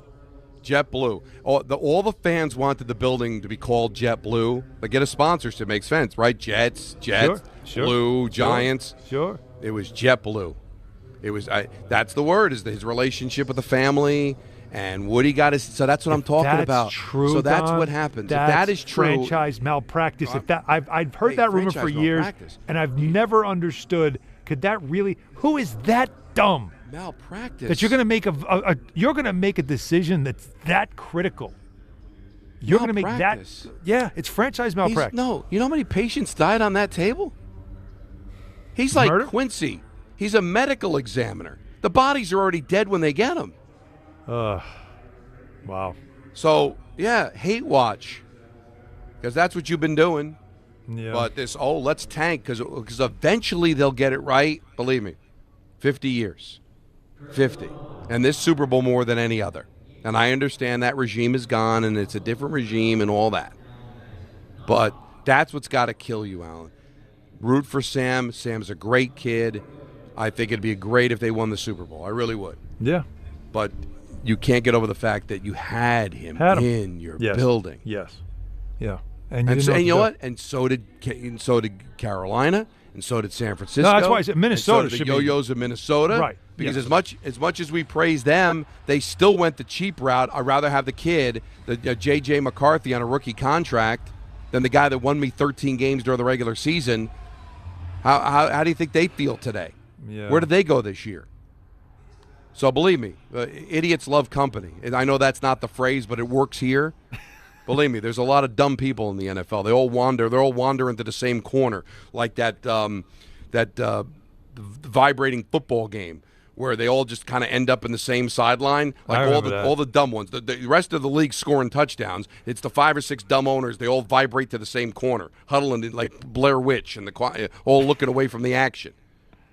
God love them. They're all great people. Woody Johnson's a good person. He really is a good person. I like him. But the football acumen's not there, and it's not working. So hate watch, lick watch, eat watch, feed watch, whatever you want to call it. Don't watch. That's what I would suggest you do. You live longer. Whatever makes you feel better. As I said, I can't be mad at any fan that wants to say this stuff, Don. I can't. No. Because this franchise has trying to help it. them. They have done it to them. So I'll never say, like, you're crazy. You're an No. If that's all you got, then that's what you got. I feel sorry for him. But you can't keep going back to something like this and taking the abuse if it's affecting you to a point where you are watching because you're laughing maniacally at the disaster that unfolds every year. I told you, it snapped in me, Don. I know. The minute Rodgers couldn't get up, I stared at that TV as if I just stared at this really happened. Hey. This really happened. This is one of those where you just you don't talk to anybody, you just walk straight out to the pool and fall in. No, you're right. Darkness, my old friend. And it's so true. Is you get to the point because you keep saying, well, one day they'll turn it around. I want to be there the one day. Oh yeah, of course. Think about how many people are 6 feet under that were waiting for that day and never saw it. I mean, we're talking about a long period of time. So God bless you. I'm having fun, but at the same time, I want to cry for you. I worked for that. I worked 16 years pre and post, taking phone calls from you guys. I honestly, it's not fun for me to have those types of conversations because it's sickening. It is really almost in the 25 years, September 3rd, 25 years of this radio station. That has been the recurring theme with this franchise. Except for a few little blips and a few little runs that all ended in disappointment anyway. Mm-hmm. This has been the recurring theme of my 25 years. Jet fans suffering. Not Met fans, not Islander fans, not Knicks fans. They've all suffered in their own way. There's no Jet suffer fans, like this. This is epic. This is epic. And I feel bad. I honestly feel bad. And the perfect segue into talk about it Tuesday. We need to talk about it. We got a lot to talk about. Alan's got stuff to talk about. I've got something pretty cool, I think, to talk about. And that's coming up next. Don, Hahn, and Rosenberg hanging out with you till 6:30. And then Dan Gross is doing us the favor of favors. Coming in at 6:30 so Alan and I can go play our reindeer games. So 6:30, it'll be Dan Gross leading you up to Knicks and Kings here on ESPN New York. 25th ranked St. John's looks to make it 7 in a row when they host Butler at MSG. Coverage begins tomorrow at 6:40 on the ESPN New York app. Ah, the internet. A place where your curiosity can flourish. Unless malware gets in the way. It's a place that can surprise you with phishing websites and trackers. The internet is wonderful, but you must protect yourself online.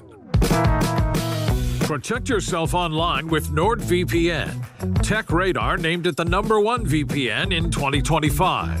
A single NordVPN account secures up to 10 devices. What else? This cybersecurity tool also encrypts your browsing. NordVPN's Threat Protection Pro feature helps you block malware, avoid phishing, and stop digital trackers. NordVPN scans the dark web to check that the information associated with your email address is not exposed. Just a few clicks and you're safer online. Browse with more peace of mind. Get the best deal at NordVPN.com. Hey, sorry I missed you. Your call is very important to me. Just not as important as the New Jersey Lottery's Green Ball promotion being back on Pick 3 evening drawings. See, if the green ball's drawn, that's a free second chance to win? So, yeah, you get it. It's only through February 1st, though, so try me after then? Must be 18 or older to buy a lottery ticket. Please play responsibly. If you or someone you know has a gambling problem, call 1-800-GAMBLER. For game odds and promotion details, visit njlottery.com/pick3. New year, new season, same goal. Feel good and stay in the game. But if neck pain, back pain, joint pain, or sciatica is holding you back, it's time to handle it. I'm Bart Scott, and I'm telling you to call Dr. J. Shaw at Sandwell Pain. Dr. Shaw is an Ivy League trained, double board certified, and he specializes in getting people back to living pain-free. No surgery, no scars, no long recovery, no pain medication. Just precise, non-surgical, image-guided treatments that work. Same day or next day appointments are available with offices in Woodbridge, Livingston, and Inglewood. Stop playing through pain. Go to SandwellPain.com. Relief starts today. My name is Whitney Allen. I am a widow. My husband, Ryan, died. We never thought in a million years we'd have to use life insurance. The unexpected happened. With Ethos, it is so fast and easy. It's 100% online. You can get a quote in seconds, apply in minutes, and get same-day coverage. No medical exams, and you can get up to $3 million worth of coverage through Ethos. Get your free quote at ethos.com/game. That's ethos.com/game. Time spent on application may vary. Online health questions required. Every 40 seconds, a child is reported missing. Find the Children is a nonprofit organization dedicated to helping find missing kids. You can be a part of their mission by donating your unwanted car. Call 1-800-294-0222. You'll receive the maximum tax deduction, and we provide fast, free pickup. Call 1-800-294-0222. Donate your unwanted or unused car. Call 1-800-294-0222. This advertisement was paid for in partnership with Cars R Us and Find the Children. From 30 for 30 Podcasts.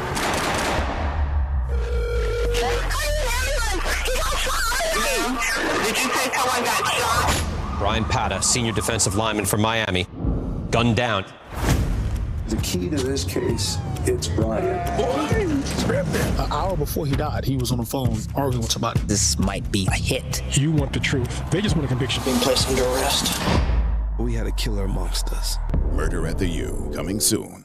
My name is Whitney Allen. I am a widow. My husband, Ryan, died. We never thought in a million years we'd have to use life insurance. The unexpected happened. With Ethos, it is so fast and easy. It's 100% online. You can get a quote in seconds, apply in minutes, and get same-day coverage. No medical exams, and you can get up to $3 million worth of coverage through Ethos. Get your free quote at ethos.com/game. That's ethos.com/game. Time spent on application may vary. Online health questions required. Now let's take a look at the traffic with Brandy Scott. Thanks, guys. Definitely want to take it slow out there on the roads and reduce your speed. We've got lots of slick and icy spots. Problem on the Van Wyck southbound right before Kew Gardens in Queens. A broken down van in the left lane. You're jammed there from the LIE. Hitting the brakes on the Grand Central eastbound heading into Nassau County. Right before the Northern State, an accident picked up by Little Neck Parkway. Still a bumper-to-bumper ride there from Kew Gardens. Best of it's the outbound George, southbound Deegan and Henry Hudson. Cross Bronx westbound, stop and go from the Bronx River Parkway. Inbound George, no issues for both the upper and lower decks. Outbound Lincoln and Holland tunnels are only about a half hour each. This report is sponsored by Mothers Against Drunk Driving. For victims of drunk and drug driving, your grief is unique, but you're not alone. You always have a place at MAD. Visit mad.org. I'm Brandy Scott on 880 ESPN New York. Not all F words are bad. Some are actually great, like fast, free fiber for 4 months. Yep, switch to Optimum Fiber for as low as $25 a month. Plus, for a limited time, you can get 4 months free, HBO Max included for 1 year, and a 5-year price lock. Don't wait, this free fiber deal won't last long, and the fastest, most reliable, most consistent internet speeds await you. Call 888-4-OPTIMUM or visit Optimum.com/free today. Terms apply. See Optimum.com for details. Sometimes you just can't take it anymore. You're done. I'm done. This is Let's Talk About It Tuesday. Hang up on this idiot! With Don, Hahn, and Rosenberg.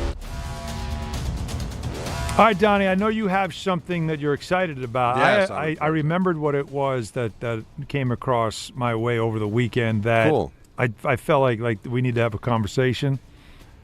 It has to do with the business that I used to be in, which is a journalist, a newspaper journalist. Yes, everybody drinks. I drive a Dodge Stratus! But this is more serious. So I don't know if you've seen this, but the Washington Post is on the verge of laying off more of its staff. Yeah. The Washington Post is also reportedly they're not sending anyone to the Olympics. That has never happened. Now, Jeff Bezos owns the paper now. He has owned it for a while. It's not like it was the last couple of years. It's been, I think, about 10 years that he has owned it. But you're seeing it's obviously very expensive to cover things the way you would hope a national newspaper can cover it, which is supposed to be down the middle. But you want to have a presence. The boots on the ground thing was something that was about journalism, Right. the fact that you're there. And the Post, along with the New York Times, there are newspapers that had that history of being a resource that everybody could trust because it's supposed to be down the middle. That all has changed in the last 10 years or more, 15 years. But what's also changed, Don, is the business itself, where newspapers are dying. Yes. And it's really become more online. It's become more content. I was just in Pittsburgh Post Gazette. Gone. I told you about them, Yeah. right? They pulled the plug on that newspaper. So these, this used to be something in our country that was of value. And for me as a kid growing up, that was my thing. I always tell people this, that broadcasting is not a career I pursued. It pursued me. I went to school as a journalism major with an English minor. I wanted to be a writer. That was my whole thing. I wanted to be a writer and a columnist. I felt like there was something about that as a career that I was excited about.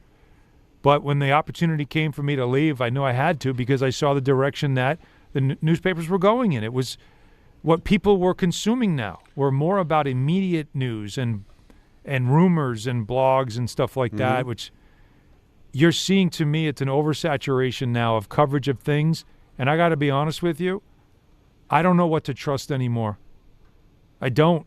And I promise you this, majority of the people who react to things that happen in the world react to what they see on social media about it more than they take the time to sit down with a long-form newspaper and read it from byline to, the end of the story, where you get all of the information and then from there can decipher it, because no one has the time nor the patience to do that anymore. So it concerns me a lot that a newspaper like the Washington Post feels like it is really starting to circle the drain now with this latest thing. And I worry about it. I do. That concerns me. When you ask me what I want to talk about a lot of times, I don't like to be political. I don't like to talk about this stuff. This is sports. We try to have fun with it. I let everybody know I don't trust anybody when it comes to politics. That's why I don't like talking about it. Right. But I do concern myself with journalism because there is an importance to, at least when things are happening in the world, there's a place to go that at least you know you're getting all the information. And the problem in media now is that everything now has become short form, quick verse, reels. And I don't mean REAL. I mean, the reels that you just use your thumb and flick through and you're watching, 10-second videos of things happening and you're not getting full context. It's a dangerous place we're heading when a newspaper of that magnitude in journalism is starting to now crumble as well. No, it's a shame. It was a way of life that is now gone by the wayside. There's no question about that. Well, mine's a little bit more lighthearted, I think. Good. But, Giant fans can rejoice in something, and that's their past and their future. The present, not so much. But 35 years ago today, on January 27th, 1991, this happened. All right, there's the signal to play. Hang in there.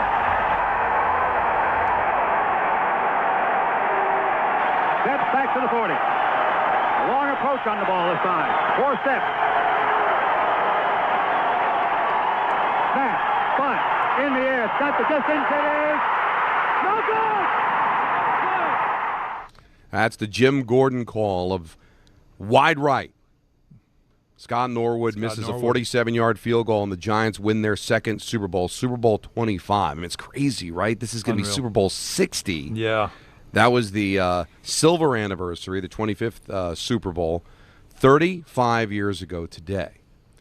Now, before I get into what I'm going to say, let's hear at least the beginning of the Al Michaels call on ABC 7 of the same play. Now Norwood tries to kick his longest ever on grass. That's it. That's all I wanted to hear. That's all I wanted to hear. His longest field goal on grass. Now, keep that in mind because he is a pariah in Buffalo. Yeah. Wide right, Norwood's miss. He's the GOAT of Super Bowl 25. Should have kicked the field goal that gives the Bills their only Super Bowl championship. And it is so misguided. It's so lazy. The real GOAT to me is really the entire Buffalo Bills team. But if you want a GOAT, it's the Bills offense and Jim Kelly. The K-gun. Because this is one of the greatest offenses of all time. Obliterated the Los Angeles Raiders in the championship game. Scored an average of point a minute in the Super Bowl. They scored 19 points. They only had the ball for 19 minutes in the game. Thurman Thomas was unstoppable. Unstoppable. Would have been the MVP of the game had the kick been good.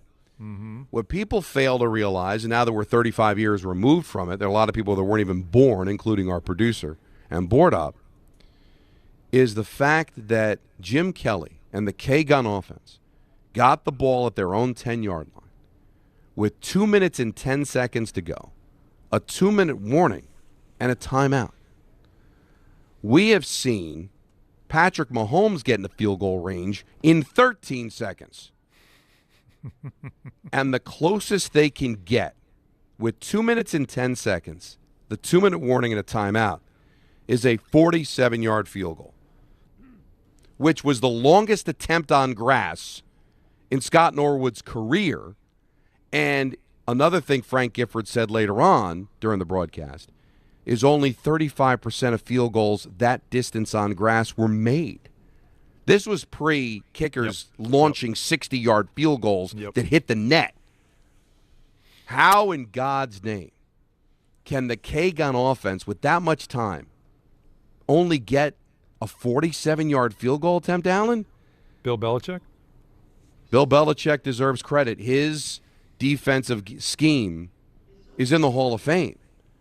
But, and I'm not trying to take anything away from Jim Kelly's career or how good James Lofton was and Thurman Thomas and that offensive line, but if you want to go, don't give it to Scott Norwood. When you look at the information, there was almost a feeble chance it was going to be good. Mm-hmm.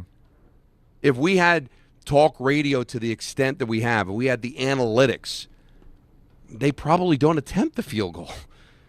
Or they certainly would have done more to try to get closer. It is crazy that he is labeled the GOAT of that Super Bowl, Alan.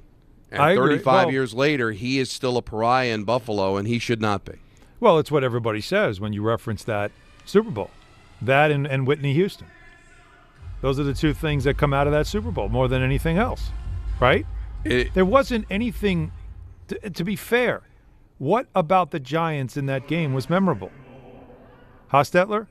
The fact that it was there it is. The fact that it was he ended up being he was the backup quarterback. Sims was hurt. What is your lasting memory from the Giants from that game? It's not like, again, the Manningham catch. The 10-minute drive and the in Lawrence the third Tynes. quarter. Like, you had that. Right, okay, you could have that. Keeping the ball away from them. Yes. For that long. Yeah. Is what you remember. The game plan is what you're saying, Don. Yeah. A lot of Super Bowls have moments, play moments or performance moments in them that I'll never forget that game because of this. But that game is remarkable because the game you thought they were losing. I remember I was sitting with my dad at our house in the den watching the game, and I remember before the kick, I remember saying to my dad, like, well, Giants are losing this one. And he said, not so fast. He's got to make it. And he missed, and that's what my dad said. Well, You never give up. You always have to. It's got to happen. So that's why it's the most remarkable moment in the entire game. Was that moment. And he has to make that kick. He didn't. He didn't make the kick. And what I remember, sitting with my dad in the living room, and my dad turning to me and going, he's going to make this kick because they won the championship game on a game-winning field goal, and they're going to lose the Super Bowl on a game-winning field goal. Yeah. And he missed it. And I was jumping up and down. And the thing that I remember, we had this fish tank in the living room. And it wasn't one of those wide ones. It was kind of like a straight up one. It was only maybe like 2 or 3 feet wide, but it was like 5 feet tall. I get it. Yeah, I know what you're talking about. And all of a sudden, as I'm jumping up and down, and the house that I grew up in was like 100 years old when I was born. It's like literally might be like a 135-year-old house now. See. Right, that's where that drop came from because I'm jumping up and down. All of a sudden, it starts to tip. And my dad, because now he's, God, how old was he then? I'm way older than he was then. Yeah. Because he died at 59 in 1997. So he was 52 years old. But by then he was an old man who had seen everything. So he was happy, but not to the point of jumping up and down. Wait a so minute, he was stop more angry, yourself. like fish tank, like he was going to beat me. You said he was a 52. He was an old man who had seen everything. 52? Yes. Well, different. We look at it differently, don't we? 52 now. Yeah, because my father was on a destroyer between the Korean and the Vietnam War, so he served in the Navy, chose the Navy because he didn't want to get drafted into a branch he didn't want to go to. He wanted to be in the Navy, so he volunteered to go to the Navy, and luckily he graduated in 56. We were between wars, but he had been to the Mediterranean. He had seen the world. Mm-hmm. He's had his 2 kids. By 1990, I'm already in college. My brother was already out of high school. So 52 back in 1990 was a lot different than being 57 now. Yep. But so that's the lasting memory of almost knocking over the fish tank. But I honestly, I know it irritates Anthony because it's something that happened in the 90s. But it is kind of crazy. So how old was I in 1990? I was 22 years old. So I am in college, getting ready to graduate college. It's 35 friggin' years ago, man. I have trouble digesting that something like that didn't feel like it was that long ago happened 35 years ago. Now, wasn't that 91? Well, it was the 90 season. 90 season, yeah. So it was January 27, 1991. Yeah. But right. It's always the 90 championship. Of course. Me, right? That season. Just like we're in the 25 season as we get ready for Super Bowl 60, for God's sakes. I mean, it just – So I just thought I'd take that time. It was also a perfect opportunity to bring up that it's the 35th anniversary of Wide Right. But it really should be the Bills' offensive failures to get closer. 1-800-919-3776. Reset everything at 5 o'clock. We've got an ENN led by Anthony Pusick at 6. Dan Gross is nice enough to come in at 6:30 to help us out to close out the show. Don Hahn and Rosenberg, ESPN New York. Brian's headed to the basketball court, but he's sick of this check engine light. So he goes to AutoZone for the free Fix Finder service. Welcome to AutoZone. What are you working on today? Where a friendly AutoZoner reads the light in just a few minutes and gives him a detailed report. No big, just a loose gas cap. And gets him to the court with a tight gas cap and tighter defense. The free Fix Finder service at AutoZone. No hassles, just help. Get in the zone, AutoZone. Restrictions apply. Career changers, including veterans and active duty service members. Your transition starts here. Go from GI to IT in a matter of months. Become a certified cyber warrior with training at My Computer Career. Cybersecurity specialists are in high demand, offering IT pros great opportunities and a rewarding lifestyle while protecting our people, liberty, and treasured institutions from cyber threats. Deploy your career in IT today at mycomputercareer.edu/CWP, an elite CompTIA certification partner. VA education benefits are available to those who qualify. The post-crib assembly press conference, brought to you by Progressive. Michael, you had some trouble putting the crib together today. What went wrong? You know, those instructions can be tough, and, well, you saw the outcome. Here, just get one Were you upset when your wife pulled you and called in the backup? No, I mean, the baby needs a crib to sleep in, so whatever it takes. You've got a changing table to put together next. It's got a lot of drawers. What's your comment? You know what? We're done here. Like it or not, sometimes you need a backup. That's why there's Progressive to protect your home and auto. Progressive Casualty Insurance Company affiliates and other insurers. Not available in all states or situations. A SoFi personal loan is here to help you achieve something once thought impossible: overcoming high-interest credit card debt. Walk the tightrope of your finances with one low, fixed-rate monthly payment, no fees required, and as soon as the same-day funding. That's right. Pull off your own debt-defying stunt with a SoFi personal loan. Visit SoFi.com/trick to learn more. Loans originated by SoFi Bank, N.A., member FDIC. Terms and conditions apply. NMLS 696891. The city that never sleeps and never stops talking sports. ESPN New York is always on. Now you can live and breathe everything New York sports wherever you are. On your radio dial, on the ESPN New York app, and streaming live on YouTube. However you watch or listen, ESPN New York is always on for you. Hear us, stream us, watch us. This is ESPN New York. From 30 for 30 Podcasts.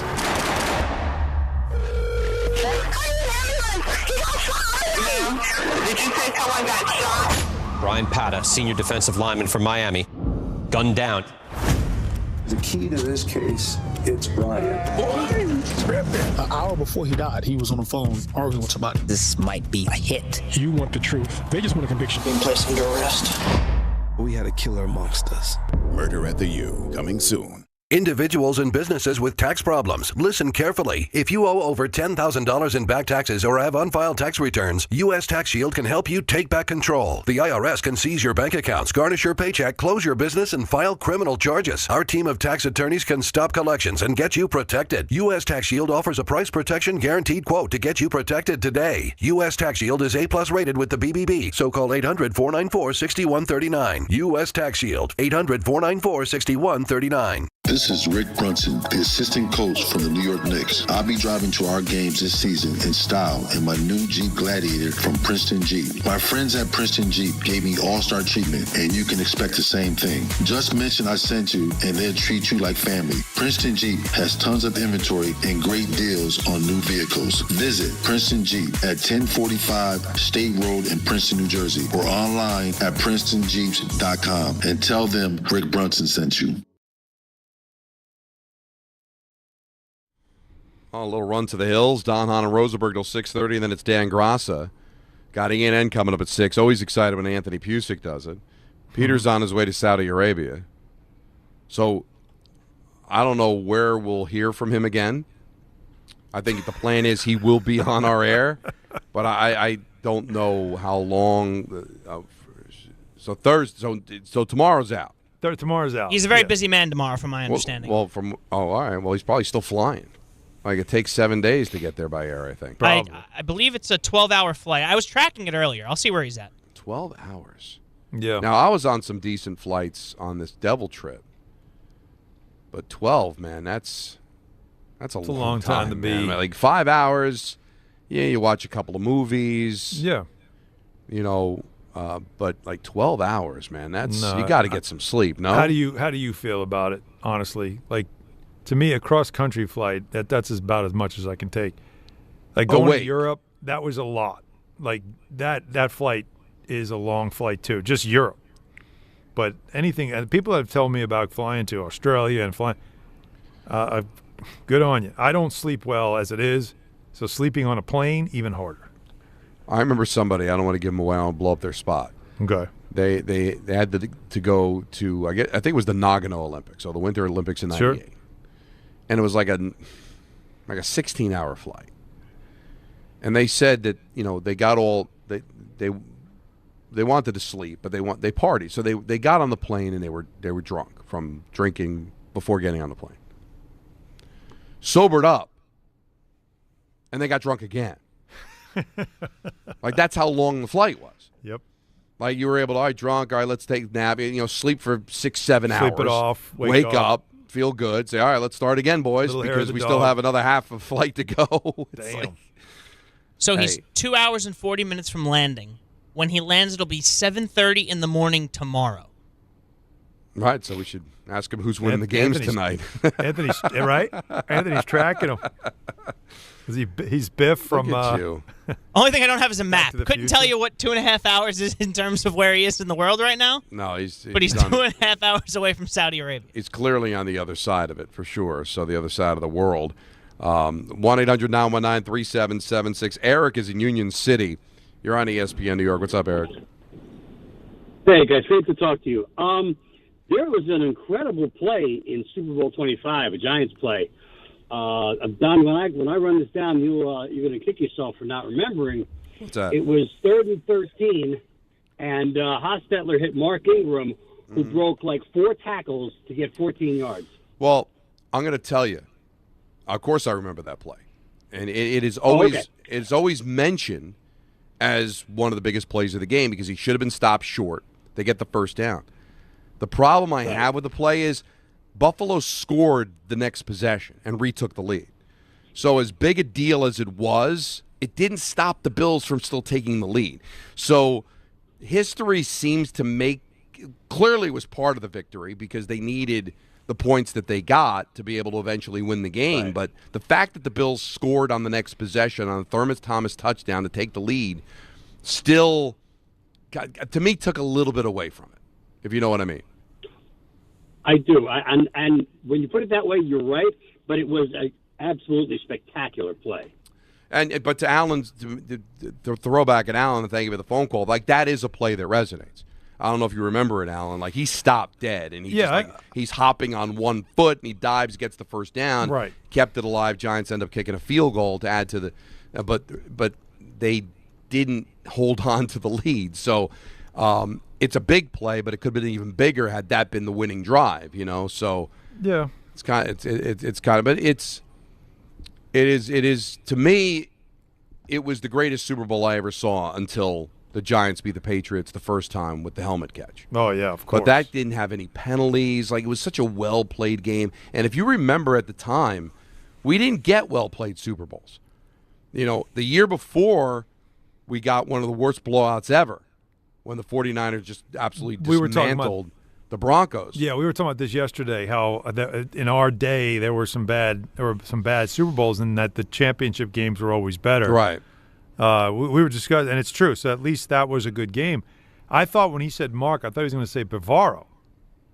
Because didn't Bavaro have a big catch in that game? Well, Howard Cross had a big catch, too, on the long drive. But I thought there was like this gritty Bavaro catch as well. But you're not thinking about the one against the Niners where he's dragging people like 20 maybe yards. That's what I'm thinking. Yeah, so maybe that was a big deal. Maybe a blends. But you know what that does tell us, though? That tells us, again, that when you're always looking for the signature play of a Super Bowl, unfortunately for Norwood, it's the fact that went wide right. Yeah, but I just feel like, and this makes sense, right? Because not everybody was alive for it. Not everybody is going to take the deep dive. It's easy to call the kicker who misses the field goal the GOAT. Right. But if you just took the time to read it more into it, you'd realize that that was a really tough kick to make. Yeah, there were things that led up to it. Right. And boy, they should have been a lot closer than they actually were on that kick. Let's go to John in Mahwah, my old stomping grounds. You're on ESPN New York. What's up, John? Hey, Don. I live not far from Ramapo. Huge, longtime Jet fan, rooting big time for Sam, not because I want the Jets to be embarrassed or that we somehow screwed him over. I just like the guy. Yeah, I was actually really calling more. No, he's. I gotta root for him. He's my. I don't want to be a fraud, but they're my second team now because I like the guy. Okay. I wanted to get to Alan's point. I'm 66. I used to commute to the city for years and years and years. I used to read the New York Post, the Daily News, New York Times, Wall Street Journal. I used to sit around on Sunday flipping through the New York Times. It was great. I think over the last 10 years, the papers have become so polarized. You go in and you look at the cover of the New York Post and the cover of the Daily News, and it's the same exact story, and it's handled completely differently. The New York Times, the Washington Post. They're none of these are. It doesn't seem like journalism anymore. It seems more like, and I hate to say it, it's political, but it's not. It seems more like propaganda when you see what's on the front page of one paper as opposed to another paper. The same exact story gets treated completely differently, and you're not getting the story anymore. You're getting the opinions about what you should be thinking about those stories, and it's sad to me because and again, as an old guy, I don't read Kindles. I have a book with a place mark in it. I love reading a newspaper, picking it up. I can't do it anymore because I'm not. It's not reality. It's what they want you to see, and and I feel bad, Alan. Journalism has just died. It's died. It's definitely dying, and it's sad. And John, I appreciate what you're saying because, like, I looked at newspaper. It was tangible. You held it in your hand. You turned the page like it was. That is the classic on the train with the newspaper kind of thing. Everybody. That's everybody. I learned how to reading Newsday as a kid, a little kid, reading headlines, sounding out words like that Newsday was on our doorstep every single morning in the Sunday paper and all that stuff. And I agree with what he's saying. That's the problem, and that's what really frustrates me is that I can't even just get the details of a story and figure it out for myself. I have to now question, wait, are you telling me everything I'm supposed to know here, or are you just kind of giving me your side of it? Because you're now catering as a newspaper to an audience that you know will at least buy your paper versus a general audience that now people are so selective with where they want to get their information because they want it to agree with their beliefs. And that's why journalism is dying, because no one trusts it anymore. And why should you? It's been sold and bought and sold. Yeah, you strive to be neutral, and now you're just striving to find one side or the other. It's been going on a lot longer in sports, but you kind of live with it because sports is just entertainment. It's not supposed to be that important as far as the worldview stuff, but it's almost like it's covered by sports now, where everybody's got their rooting side, and that's where you kind of get the information politically and everything else. All right, we got lots to get into. We got into the Jet situation, got into the Knicks situation as well. More calls at 1-800-919-3776. Coming up at 6 o'clock, an ENN with Anthony Pusick, and then at 6:30 it's Dan Grassa right here on ESPN New York. It's the last call for football on FanDuel, folks. One final Sunday, one final kickoff, the last chance to place your bets before the NFL season closes its tab. This is Super Bowl 60, and FanDuel is making sure you're in on it. If you're a new customer, bet $5 and get $200 in bonus bets if you win. So, whether you're backing the Pats, the Seahawks, it makes no difference. Ride the underdog, go with the favorite, make a parlay, make it count, because after the Super Bowl, the season's over, and football's officially done. Last call for football on FanDuel, an official sportsbook partner of Super Bowl 60. Visit FanDuel.com/local to get started. 21 and over, physically present in New York. First online, real money wager only. $5 first deposit required. Bonus issued as non-withdrawable bonus bets, which expire 7 days after receipt. Restrictions apply. See terms at sportsbook.fanduel.com. For help with a gambling problem, call 877-8-HOPE-NY or text HOPE-NY 467-369. Now let's take a look at the traffic with Brandy Scott. Thanks so much, guys. I keep telling you about these slick and icy conditions we've got out there on the roads. Problem spot on the Grand Central eastbound in Queens. Over by LaGuardia, looks like a yellow cab lost control and hit a snowbank. Right lane is out. You're jammed there from the Triborough Bridge, making it a bumper-to-bumper ride on the BQE eastbound. That eastern leg heading over to the Grand Central from the LIE. Best of it's the outbound George, southbound Egan and Henry Hudson. West Side Highway northbound. Some pockets of slowdowns from the 79th Street Boat Basin. Inbound George, free and clear for both the upper and lower decks. Outbound Lincoln and Holland tunnels are only a half hour each. 80 westbound over in Jersey, packed heading over to 15 in Wharton. Crash with an overturned car. You're backed up to 287 in Parsippany. This report is sponsored by the New York City Department of Transportation. Speeding ruins lives. Drivers, watch out for pedestrians and cyclists and slow your turns to less than 5 miles an hour. I'm Brandy Scott on 880 ESPN New York. I know that hiring can be challenging. You sort through tons of resumes and you get too many so-so applicants. You're just waiting for someone to match your role perfectly.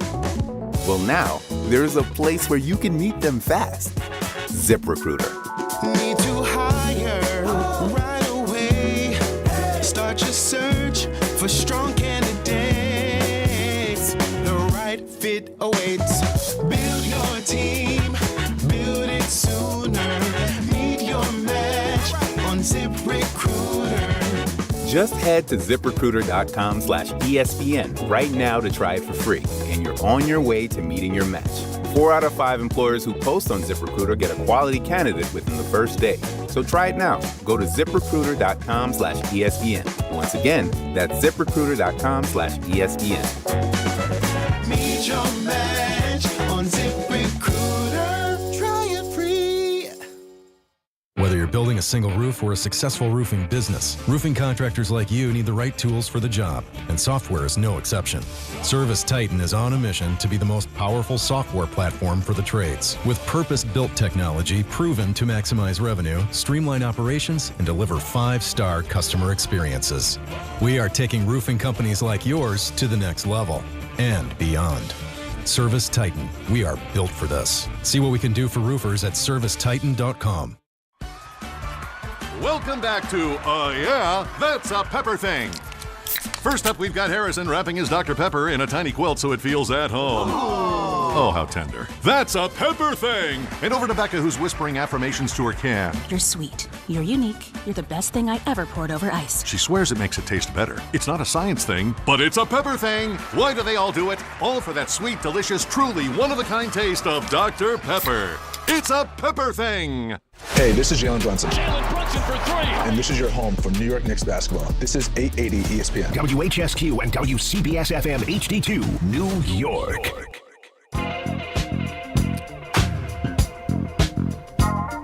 Now, Game Time is brought to you by Tullamore Dew Irish Whiskey, Alan, because when it's game time... It's Tully time. It certainly is. The Knicks host the Kings tonight. Coverage immediately following Dan Gross on 880 at 7 o'clock.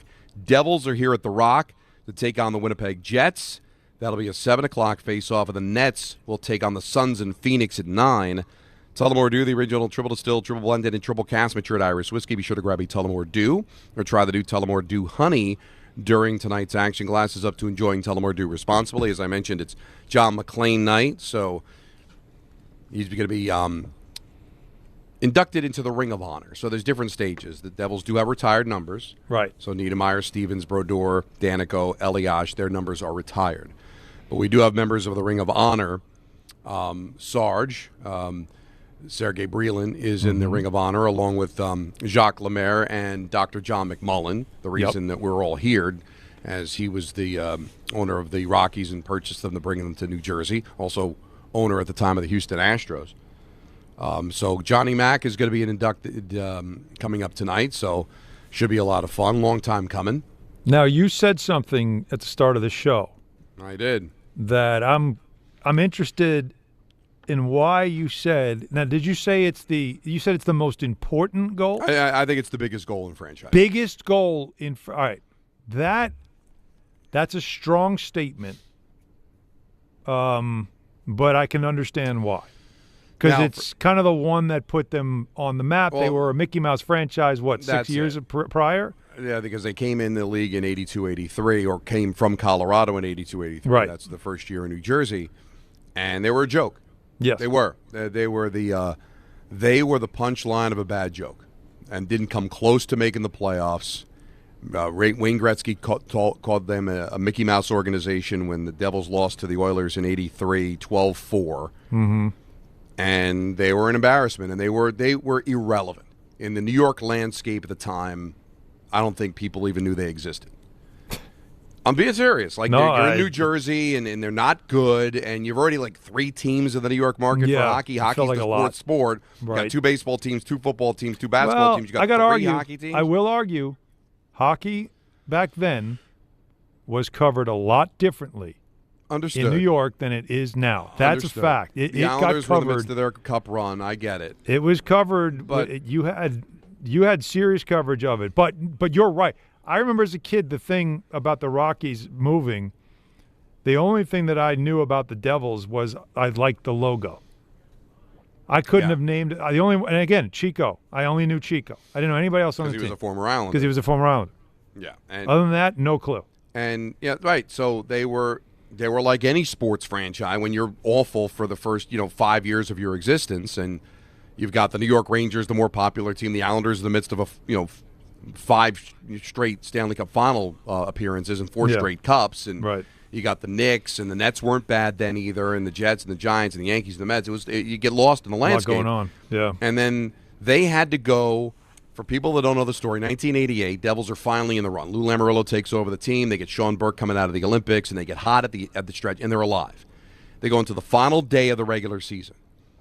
Penguins, Rangers, Devils are all alive for that 4th playoff spot in the Patrick Division.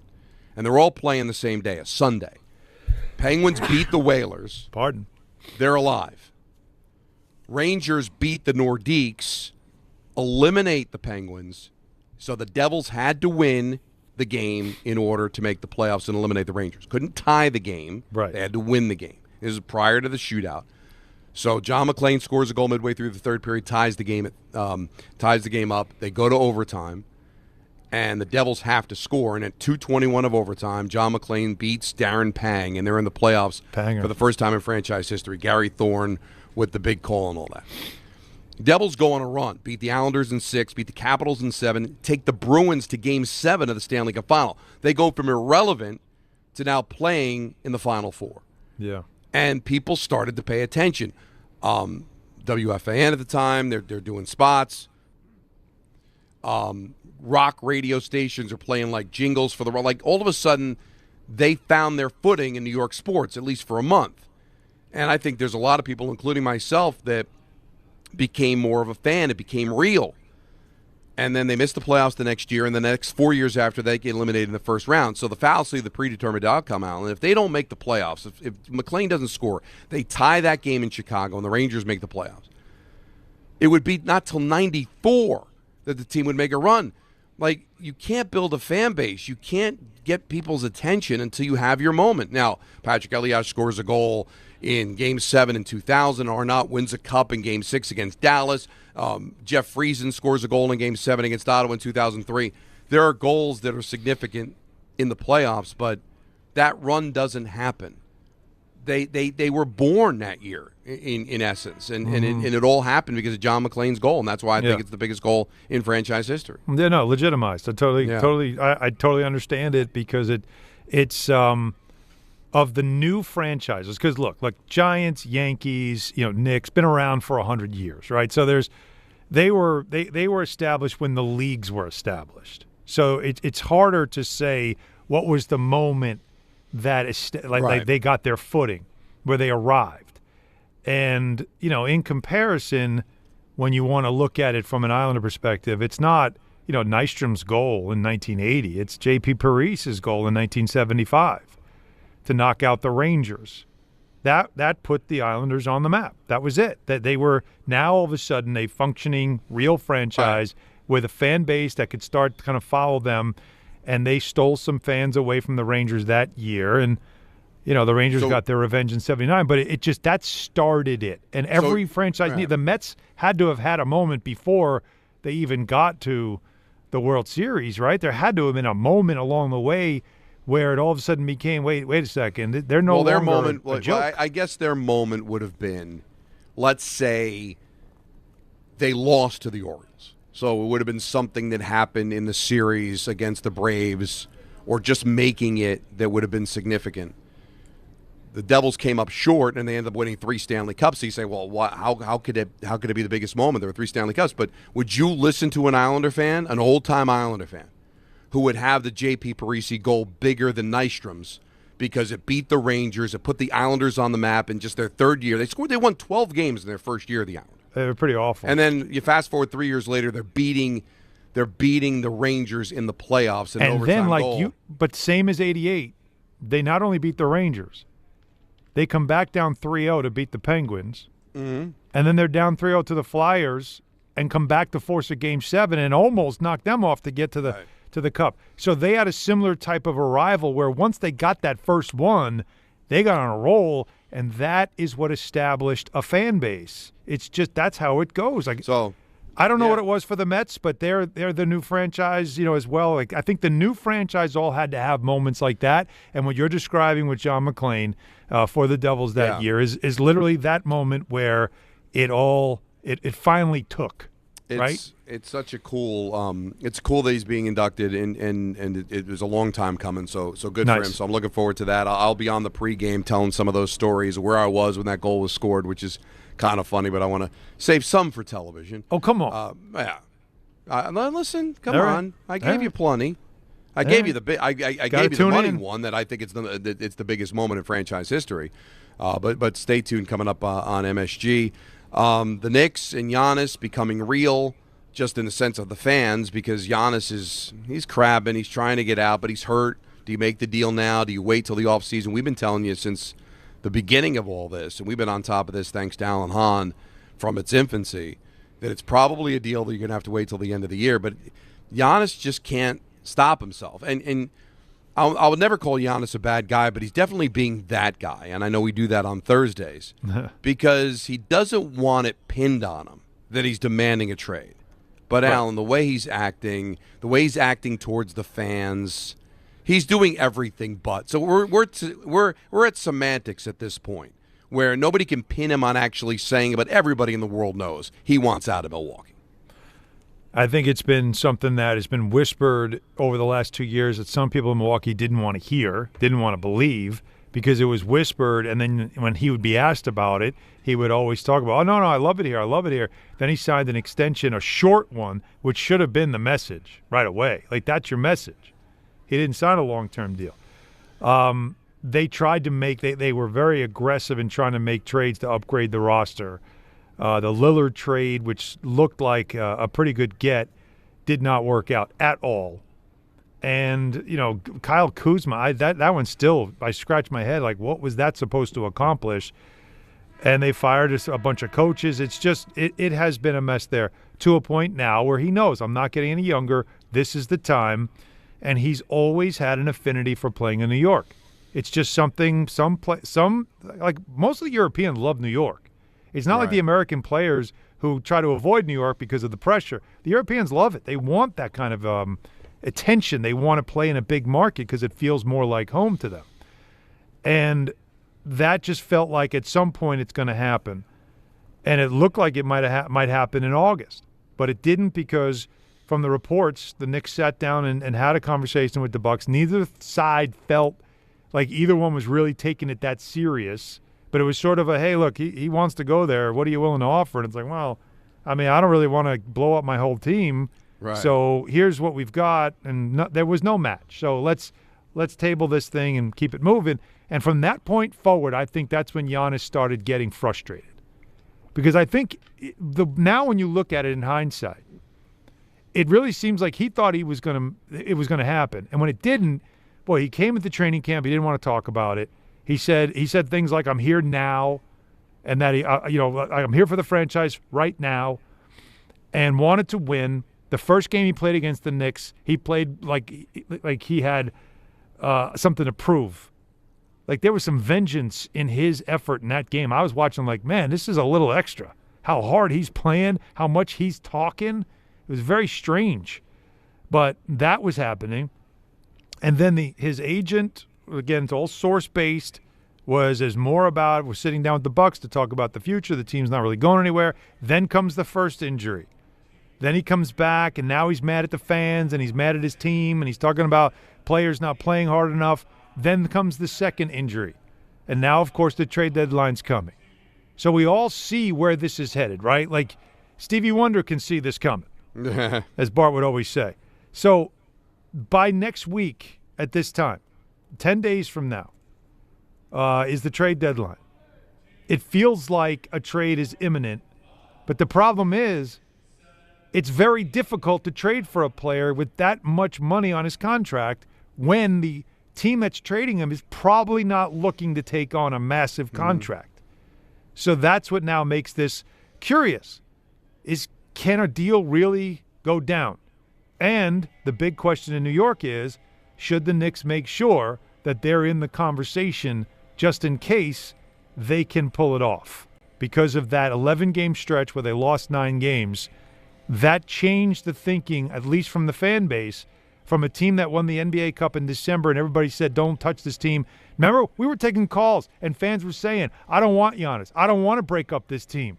Right. We were taking calls, and now we're taking calls from fans saying, you got to do whatever it takes. He's one of the best players in the league, and this team over the last 11 games has shown you that they're not a championship caliber team, so go get me Giannis. How the mood has changed in a month's time, Don, is really remarkable, and now I'm curious to see if that same mood has changed within the organization, and we'll know whether or not they should at least engage in talks just to see what's different between now and August, and will Giannis use any leverage he can to say, look, you might get offers from other teams, but this is where I want to play. And can they use that leverage to make a deal happen? I just got some news that really bothers me, but I have to let you know first. There are a lot of reasons why people buy at Ramsey Mazda. It's their selection, it's their customer service, and it's their savings. Lease a new 2025 Mazda CX-50 2.5 S Select, all-wheel drive, for $179 for 33 months, or buy with 0.9% APR financing for 72 months. Start shopping now at RamseyMazda.com. Choose wisely. Choose Ramsey Mazda. Call 833-853-2970 for lease details. VIN SN379853, MSRP $33,425. Zero security deposit, APR at $14.27 per month per $1,000 financed. Ends 2/2/26. Wow. Adam Schefter. Wow. All right. Bill Belichick, the 8-time Super Bowl winning head coach, is not a first-ballot Hall of Famer per Seth Wickersham and Don Van Natta Jr. Belichick fell short of the 40 out of 50 votes needed for induction into the Pro Football Hall of Fame in his first year of eligibility. How is that humanly possible? How? It doesn't make sense. How can somebody on any level it makes not no sense. Vote for Bill Belichick? I don't care if you hate him. I don't care if you're disgusted by his girlfriend. I don't care how you feel about him personally. What on his football resume tells you that he is not a first ballot Hall of Famer when he is literally in the conversation as the greatest football coach of all time? How? Don, it's the Pro Football Hall of Fame, correct? Yes. Pro Football Hall of Fame. Yes. All right, so whatever he did at North Carolina doesn't count. No, it doesn't count. No. Right? No. It shouldn't factor in. Shouldn't factor in. So what, Ben, about his career? What about his career tells you, no, he shouldn't get my vote? What they're going to tell you, not to get in these yo-yos. Now, there were other coaches, I believe, right, that were on this list.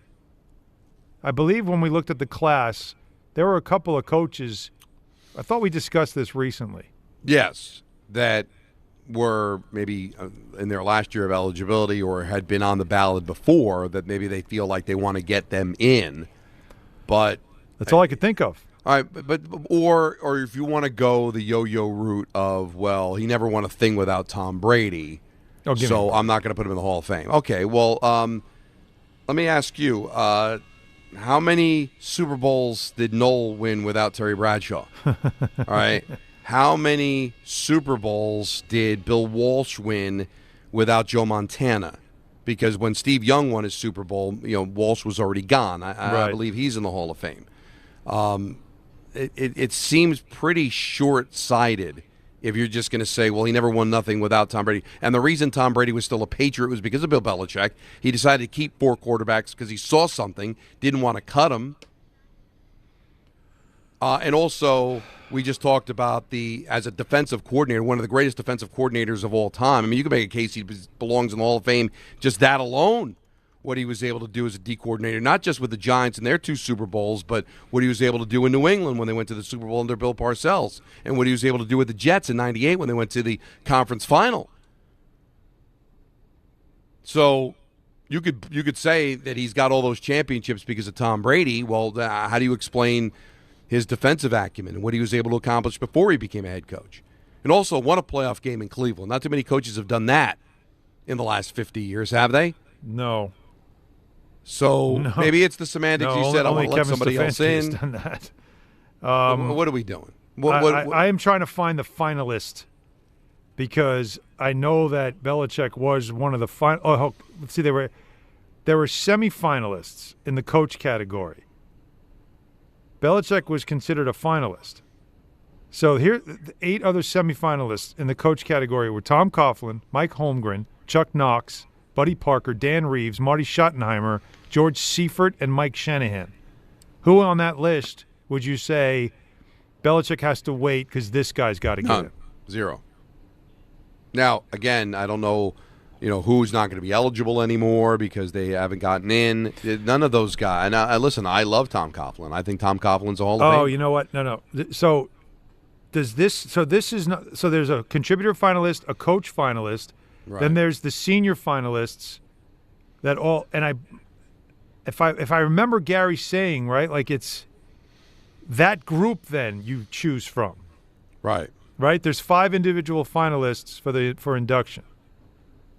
So again, Kraft is 1, Belichick is 1, Ken Anderson, Roger Craig, L.C. Greenwood.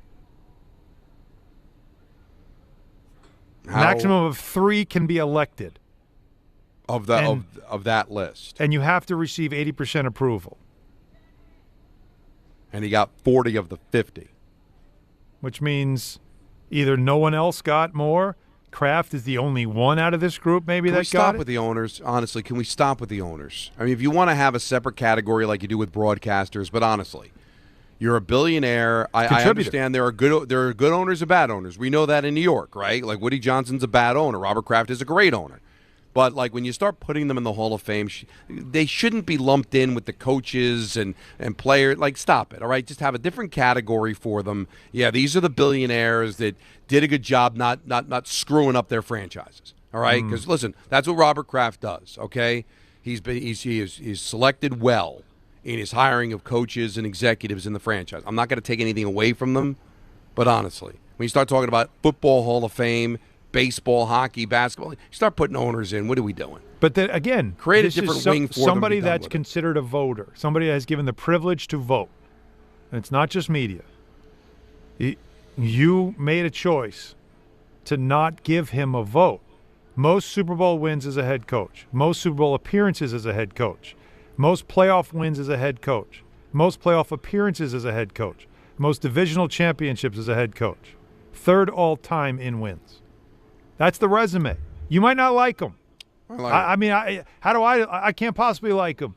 He didn't even want to coach my team. He didn't want to be the HC of the NYJ. Right. And instead he went on to haunt them every time he could beat them. Right? Now, like you would think I should hate him and I should love this. This is insane. This is stupid. Well, it's colossally stupid. And again, what he did as a defensive coordinator, won a playoff game in Cleveland, went 11-5 without Tom Brady. Remember? They didn't make the playoffs because it was a wacky year, but goes 11-5 without the Hall of Fame quarterback. I think Castle was the quarterback at the time, and wins 11 games. Very, very odd. 1-800-919-3776. We got this. We got the Knicks. We got the Jets. We've got so much going on until 6:30, and then it's Dan Grassa here on ESPN New York. We expect our information in real time. U.S. Med carries continuous glucose monitors, which provide real-time readings of blood glucose levels. U.S. Med is an approved provider for Medicare and over 500 private insurers. So call 888-665-0696 today for a free insurance and Medicare benefits check as easy as... That's 888-665-0696.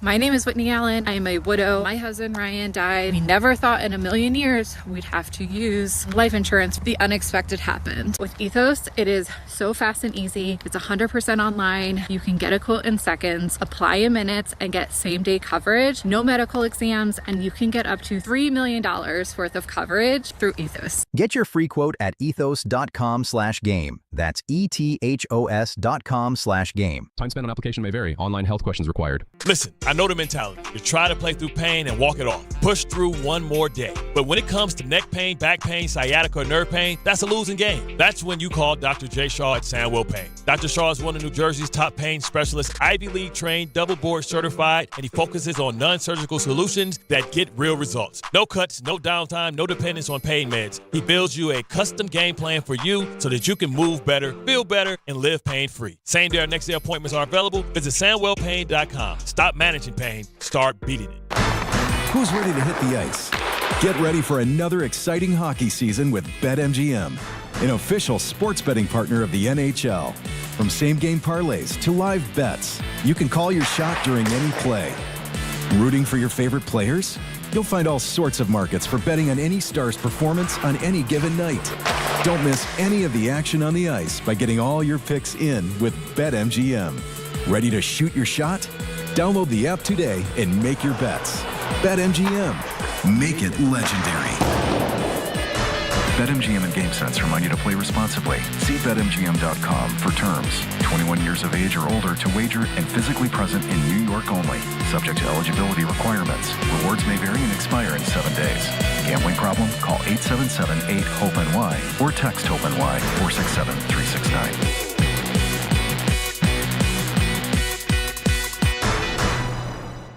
At Uline, they know going the extra mile takes hard work.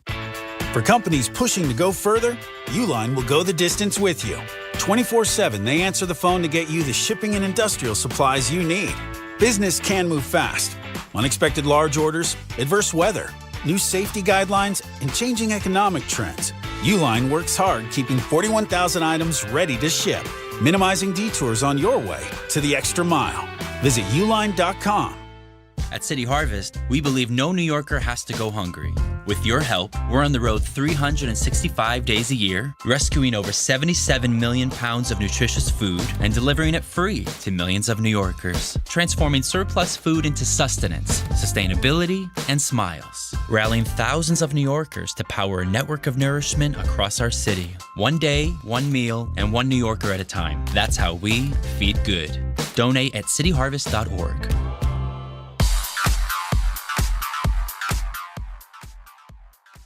Now let's take a look at the traffic with Brandy Scott. Thanks, guys. Starting to do better on the Grand Central eastbound in Queens. Over by LaGuardia, they picked up that yellow cab that hit a snowbank. Delays are starting to ease. Rough ride on the Cross Island southbound over by the UBS Arena. Crash in the right lane by Hempstead Turnpike. You're slammed from the Bayside Marina on down. LA eastbound, bumper to bumper in Nassau County. It's an accident over by Searingtown Road. Solid slowdowns there from New Hyde Park Road. Heading over the outbound, George looking really good on the southbound Deegan and Henry Hudson. West Side Highway northbound, pockets of delays from the 90s. Inbound George about 5 to 10 for the upper deck. Outbound Lincoln and Holland Tunnels about 20 to 30 minutes each. This report is sponsored by Mothers Against Drunk Driving. For victims of drunk and drug driving, your grief is unique, but you're not alone. You always have a place at MAD. Visit MAD.org. I'm Brandy Scott on 880 ESPN New York. That's the ease at which you get information. You want it, you get it. Like that. Ask your phone. Group chat. Smartphone. You're always connected and informed in real time. No waiting. So if you're diabetic and still using finger sticks to read your blood sugar, what are you waiting for? Knowing your blood sugar levels instantly is important for managing diabetes. Call US Med at 888-665-0696. To learn more about continuous glucose monitors, a real-time instant method to track your blood glucose, US Med is an approved provider for Medicare and over 1,000 private insurers. And the best part? Call 888-665-0696 and we'll give you a free insurance benefits check today. So call 888-665-0696 today. That's 888-665-0696. And manage your diabetes as easy as...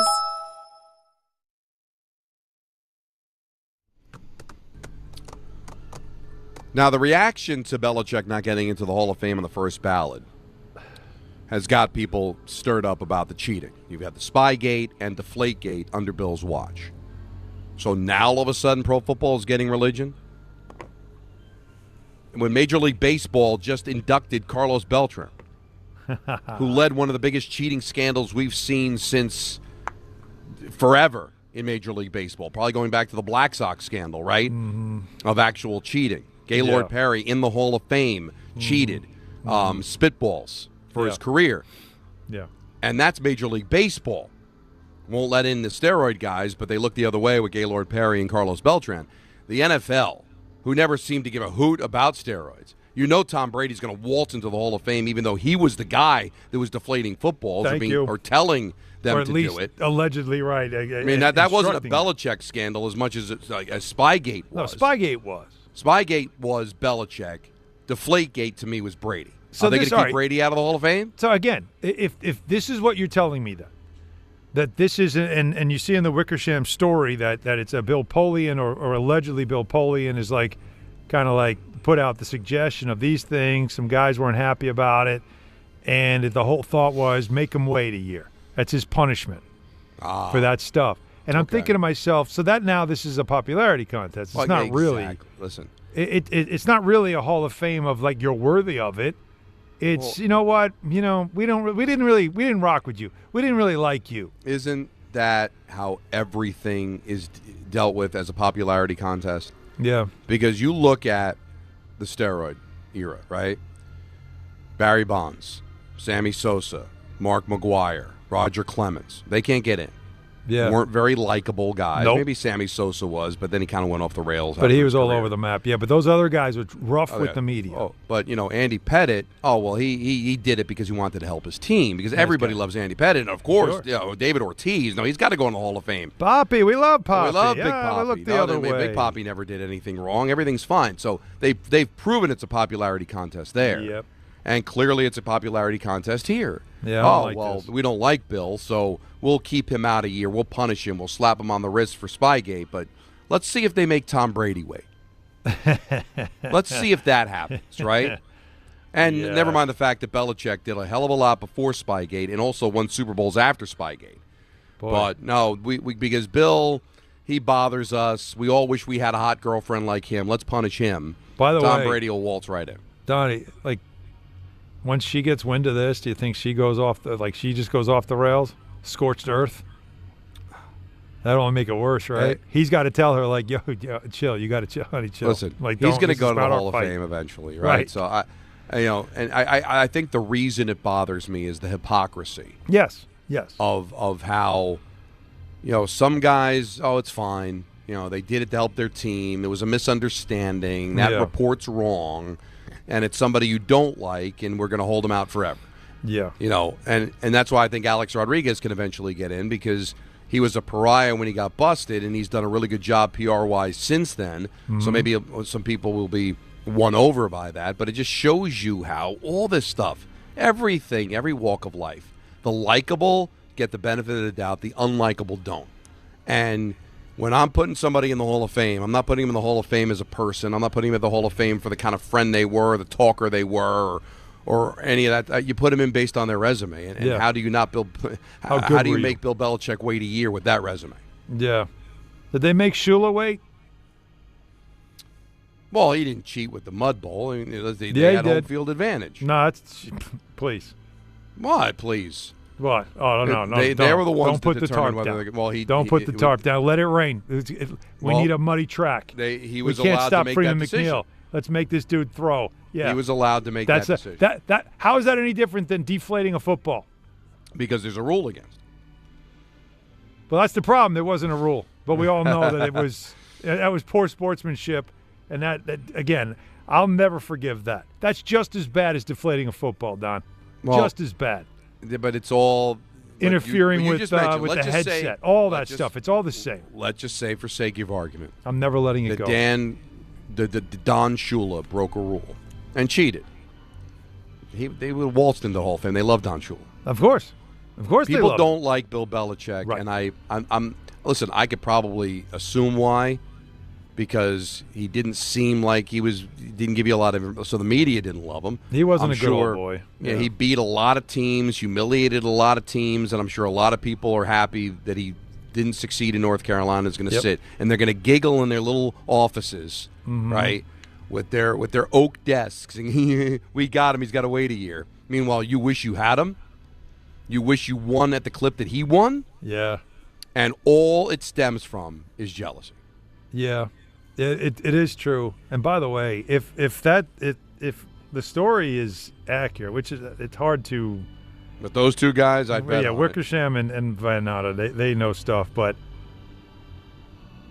like, boy, Bill Polian's got some major influence to affect votes like that. Well, so it says here, a voter who spoke on the condition of anonymity said that Polian, an ardent Kraft supporter and former general manager of the Buffalo Bills and Indianapolis Colts, of course, a chief Patriots rival during their dynasty, told some voters he believed Belichick should, quote, wait a year, end quote, before induction as penance for Spygate, the 2007 cheating scandal that cost the team a first-round pick. Interesting, right? Do they make Brady wait a year? I mean, they should, right? Well, what's any different, right? They were both involved in a gate. One was Spygate, one was Deflategate. Will they make Brady wait a year? I highly doubt it. Because of Deflategate. I highly doubt it. We'll find out. But this is like you guys love to say reindeer game. This is reindeer games. Well, this is just like you're just doing it because you can. You're flexing a little bit. I get. But man, I didn't realize that Polian calls you and you're a voter and you're like, no, man, like what are you talking about? He belongs in. That's why clearly enough voters did at least vote for him. Well, but not enough.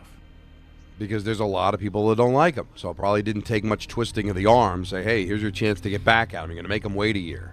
Like, I don't know if Bill cares. I'm sure he wants to go to. Is there some satisfaction? What's the satisfaction to that?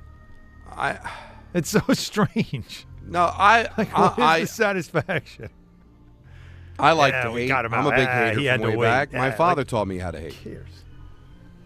But when your reason for hating someone is because they win too much, you got to look in the mirror and just say, I got to be a better person. Like I've admitted on this air that my hatred for the Yankees is 100% solely based on the fact that I'm jealous of them.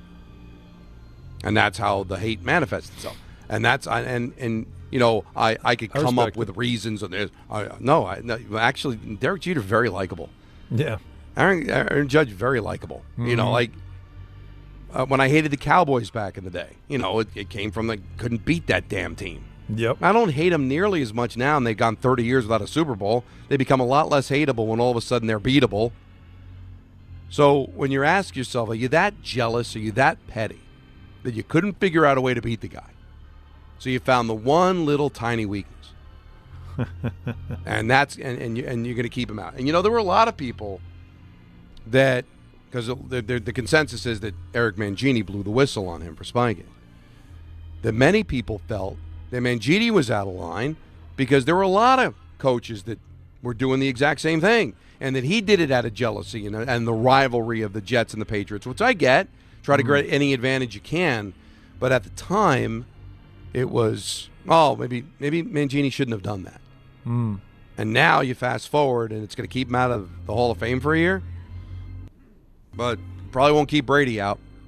I guarantee you that. No, but to make him wait a year. Let me ask you something. You think Sean Payton's going to have to wait a year? I was thinking that, and then I'm wondering, is he a Hall of Fame coach? Well, I think if he eventually wins with Denver, he's won a Super Bowl in New Orleans, he's a hell of a coach. No, there's no question. He may not go in the first ballot. He might not be a first ballot anyway, but you're right that Bountygate is to me, that's more egregious. As bad as Deflategate and the spy stuff on That stuff's bad. I get it. But the bounty thing, and you're overseeing it to a point where you had to take a year off, like that's pretty bad. It's something. It's interesting. 1-800-919-3776. Let's go to Kevin out on Long Island. You're on ESPN New York. What's up, Kev? Hey, Don, Alan, how you guys doing? What's up, Good, Kev? buddy. Long time, first time. Excellent. Love you guys. Me and my 2 kids and my wife, we listen to you guys all day long. We love it. It ends our day perfectly. Where are you on the island? Valley Stream, or as I like to call it, Valley Queens. Right on the border. Right on the border. You got it. Yeah. So anyways, big Yankee fan, big Ranger fan, all that and everything. But Don, I know it's not Fraud Friday. I just got a question to ask, since it's the first time I've ever gotten through and tried to call numerous times. I know it's not Friday, but I grew up on Long Island, and my uncle, he went to college in Lemoyne, up by Syracuse there, right? Right. So he became the athletic director at the college there and ended up, becoming friends with Boeheim or whatever. So every time when I was a kid, I would be, for birthdays and Christmas, I would get Syracuse swag. So I grew up a Syracuse fan here on Long Island, even though I had no blood in the water there or anything. Am I a fraud for being a Syracuse fan living out here on Long Island? And where did you go to school? I did. I went to Nassau Community College. You're not a fraud. No.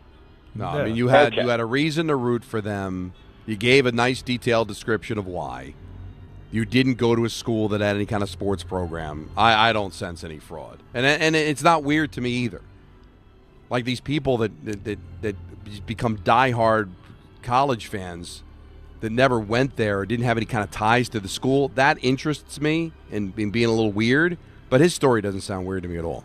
No, and by the way, say just no fraud. for the record, Nassau Community College used to have an unbelievable football program. A community college? Yeah, Nassau back in the day. Two-year school, right? Yeah. Unbelievable football program. In fact, there is some historic. There's some historic connection between Nassau. They've sent some guys on to big-time college football. Interesting. Yep. But that didn't seem to sway him. He still decided. No, I don't think it would have affected him in any way. And it sounds like just basketball. I don't think he had any love for the football program. I guess not. No, but just no throwing it out offense there, to Joe Morris. just for the record. No, I did not. I didn't know you could have a football program in a two-year college. No, they did. Junior Good. college. Junior college. There was a time where junior college was, your way in sometimes if right out of high school you weren't ready. No, grades wise or other reasons. So it makes a lot of sense. 1-800-919-3776. ENN and Anthony Pusick-led vehicles coming up at 6, and then Dan Gross at 6:30 here on ESPN New York. 25th ranked St. John's looks to make it 7 in a row when they host Butler at MSG. Coverage begins tomorrow at 6:40 on the ESPN New York app. Do you owe $10,000 or more in credit card debt or personal loans? With credit card debt at all-time highs, Debt Relief Advocates is urgently notifying consumers of debt relief now being made available, designed to aid consumers with out-of-control credit card debt. Those who qualify and enroll for this relief program will only have to pay back a fraction of what they owe. This is not bankruptcy or a debt consolidation loan. This is a relief program that credit card companies would rather you not know about, as it ends your debt nightmare and saves you lots of money. Consumers owing at least $10,000 in credit card debt or personal loans can now take advantage of this debt relief as the cost of living skyrockets. Debt Relief Advocates has established a relief hotline for you to call to learn what debt reduction you may qualify for, so don't wait. For this free information, call the Relief Hotline at 800-606-8737. 800-606-8737. 800-606-8737. Not all F words are bad. Some are actually great, like fast, free fiber for 4 months. Yep, switch to Optimum Fiber for as low as $25 a month. Plus, for a limited time, you can get 4 months free, HBO Max included for 1 year, and a 5-year price lock. Don't wait, this free fiber deal won't last long, and the fastest, most reliable, most consistent internet speeds await you. Call 888-4-OPTIMUM or visit Optimum.com/free today. Terms apply. See Optimum.com for details. What if your instincts could pay off? With Robinhood Prediction Markets, you could put your knowledge to work on the events that matter to you. Prediction Markets isn't just sports. It's the Fed rate decision, your favorite awards show, and so much more beyond the playing field. Trade events with Robinhood. Visit Robinhood.com/predict. That's Robinhood.com/predict. Futures and cleared swaps trading involves significant risk and is not appropriate for everyone. Event contracts are offered by Robinhood Derivatives LLC, a registered futures commission merchant and swap firm. It's the last call for football on FanDuel. One final Sunday, one last kickoff, the final chance to place your bets before the NFL season closes its tab. This is Super Bowl 60, and FanDuel is making sure you're in on it. And get this, if you're a new customer, all you have to do is bet $5, and you'll get $200 in bonus bets if you win. So whether you're backing the favorite, riding with the underdog, or building one last same-game parlay, make it count. Because after the Super Bowl, the season's over, and football is officially done. So this is your last call for football on FanDuel, an official sportsbook partner of Super Bowl 60. Visit FanDuel.com/local to get started. Must be 21 and older and physically present in New York. First online real money wager only. $5 first deposit required. Bonus issued as non-withdrawable bonus bets that expire 7 days after receipt. Restrictions do apply. See terms at sportsbook.fanduel.com. For help with a gambling problem, call 1-877-8-HOPE-NY or text HOPE-NY at 467369. Every 40 seconds, a child is reported missing. Find the Children is a nonprofit organization dedicated to helping find missing kids. You can be a part of their mission by donating your unwanted car. Call 1-800-294-0222. You'll receive the maximum tax deduction, and we provide fast, free pickup. Call 1-800-294-0222. Donate your unwanted or unused car. Call 1-800-294-0222. This advertisement was paid for in partnership with Cars R Us and Find the Children. My name is Whitney Allen. I am a widow. My husband Ryan died. We never thought in a million years we'd have to use life insurance. The unexpected happened. With Ethos, it is so fast and easy. It's 100% online. You can get a quote in seconds, apply in minutes, and get same-day coverage. No medical exams, and you can get up to $3 million worth of coverage through Ethos. Get your free quote at ethos.com/game. That's ETHOS.com/game. Time spent on application may vary. Online health questions required. Step inside the game you love with the NBA app. Tap to watch every game as it's happening. Jalen Brunson does it again! And never miss a moment of the jaw-dropping action. Get closer to the players than anywhere else. Follow the latest schedules, scores, and stats. Keep up with every story from across the league. And with NBA ID, it's all personalized to you. The game lives here. Download today. Progressive knows sports brings people together, but you gotta feel bad for people who don't even get it. Some people will never know what it's like to see their favorite team's hopes decided by a ping pong ball to draft the next superstar. Or not. I mean, sure, it's silly for your happiness to hinge on the success of a 20-year-old entry-level employee, but you just can't help yourself. The stress is exhilarating. Progressive can't bring people together like the draft, but we can bring your home and auto insurance together with a bundle. So switch and see if you could save hundreds. Progressive Casualty Insurance Company affiliates and other insurers not available in all states or situations. Get in the zone, AutoZone. Rain on game day doesn't faze Dave. He's already got his poncho. Just needs to do something about those wipers. So Dave heads to AutoZone. Welcome to AutoZone, where a friendly AutoZoner helps him get premium quiet wipers and some hand warmers. You're all set. Now, if only his team can handle the elements as well as his new wipers. Get wipers, glass cleaner, and more with no hassles, just help at AutoZone. Get in the zone, AutoZone.